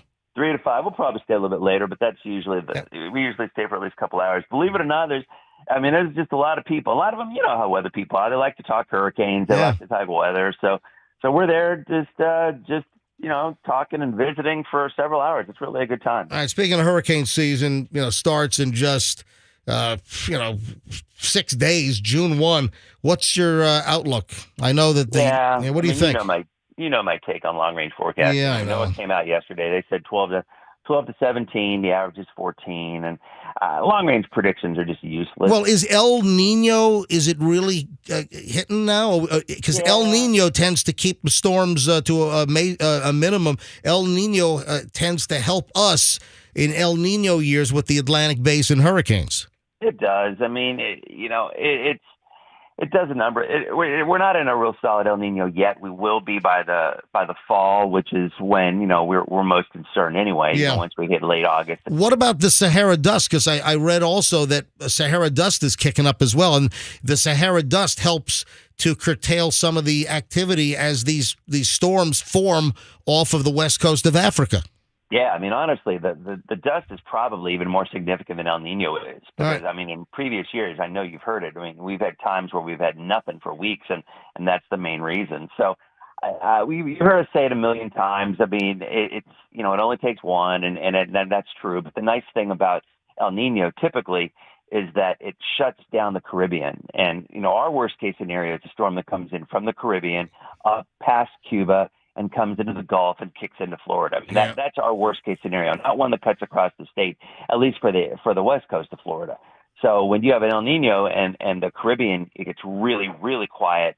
We're less likely to have a storm come in from the west, and for us, that's our biggest concern. But yeah, I mean, I don't know, the long range thing, I just think it's useless because I think it gives people a false sense of security, or the other side, it scares people that there's going to be a ton of them. And either way, that just statistically just doesn't really have any impact on us at all. It's just not a big deal. They know the drill. I mean, your listeners have been around long enough to know. Look, you try to get ready, and then ultimately you probably wait till 2 days before a storm hits before you go get ready, because that's just what people do. It's just the way it is. Dennis Phillips, ABC Action News chief meteorologist, and he's going to help launch rule number 7, Hurricane Pale Ale, at the Crooked Thumb in Safety Harbor tomorrow, 3 to 5, and I'm going to try to be there. Dennis, great to have you on. Nice to talk to you guys. You have a great weekend. All right, Dennis Phillips, folks. Thanks. My wife just if Dennis calls Michelle, right, it comes up Mr. Suspenders. Oh. So yeah, Michelle has Dennis as Mr. Suspenders in her contact list. Talk about keeping men's phone numbers under different names. Yeah. Wow, we did a whole segment on that earlier. We got caller 104 screen. Next call is caller 105. Hi, good morning, MJ Morning Show. Who's this? Oh, my God. This is Robert. Robert? Did you say, oh, my God? Oh, my God. Robert, you're caller 105. Oh, my God. Robert, do you know the winner of last hour's tablet? I sure do. What is it? Mike. What? Mike.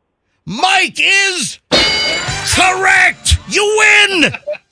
Oh, my God. I know. We heard that already. Yeah, you said that a bunch of times. Mike, where are you calling from? Hello, Mike. Oh, no. This is Robert. Did I Mike say was last hour winner. All right, listen. This is Robert, the last winner, tablet 40. All right, I'm sorry. I got kidney pain right now. All right, Robert, where are you from? So Robert, where are you calling from? I'm calling in Lakeland, Florida. Wow. Well, Robert, yeah, Robert. This is Robert. Yeah, Robert. I got kidney pain and I'm popping oxys. So, Oh man. yeah. So, I'm so sorry, man. no, listen. I had to come in. I had to do the last day of tablet tag. You know. Way to bring this Yeah. whole thing down. No, I'm not bringing anything down. Robert's here yelling, "Oh my God, oh my God," and you're like, "I have kidney stones." He's like, "Oh." Guess what? I'm yelling, "Oh my God!" as well. All right. So, I serve a good God. hey, Robert, congratulations! You got the final tablet tag. Tablet. It's a Microsoft Surface Pro 8. This is the exact tablet that I use every day. I love it. You're gonna love it. Robert, what do you do for a living? I am a car salesman at Lakeland Automall Ford. Oh, wow. Hey. Well, Robert, man, good day, man. Good way to kick off the weekend. Enjoy your tablet, the final tablet, and I'm going to put you on hold. Andrew's going to get all your information. Get better soon. Thank you, buddy. All right, hold on, and thanks for listening, man. You betcha. Look at that. Good for him. Oh, my God. Number 40. Yeah. Wow. 4-0. That concludes it. I can go home right now. That's it. We just gave away the 40th tablet. A couple of things. Thank you so much to Two College Brothers Moving and Storage. They were just tremendous, stepped up, sponsored the whole contest. So 40 tablets. Thank you to our friends at Two College Brothers Moving and Storage. Also, Don the IT Guy, dontheitguy.com from Team Logic IT. He helped procure these 40 tablets from his Microsoft distributor. So, listen, a lot of love to go around here, and that's it, man. I'm telling you.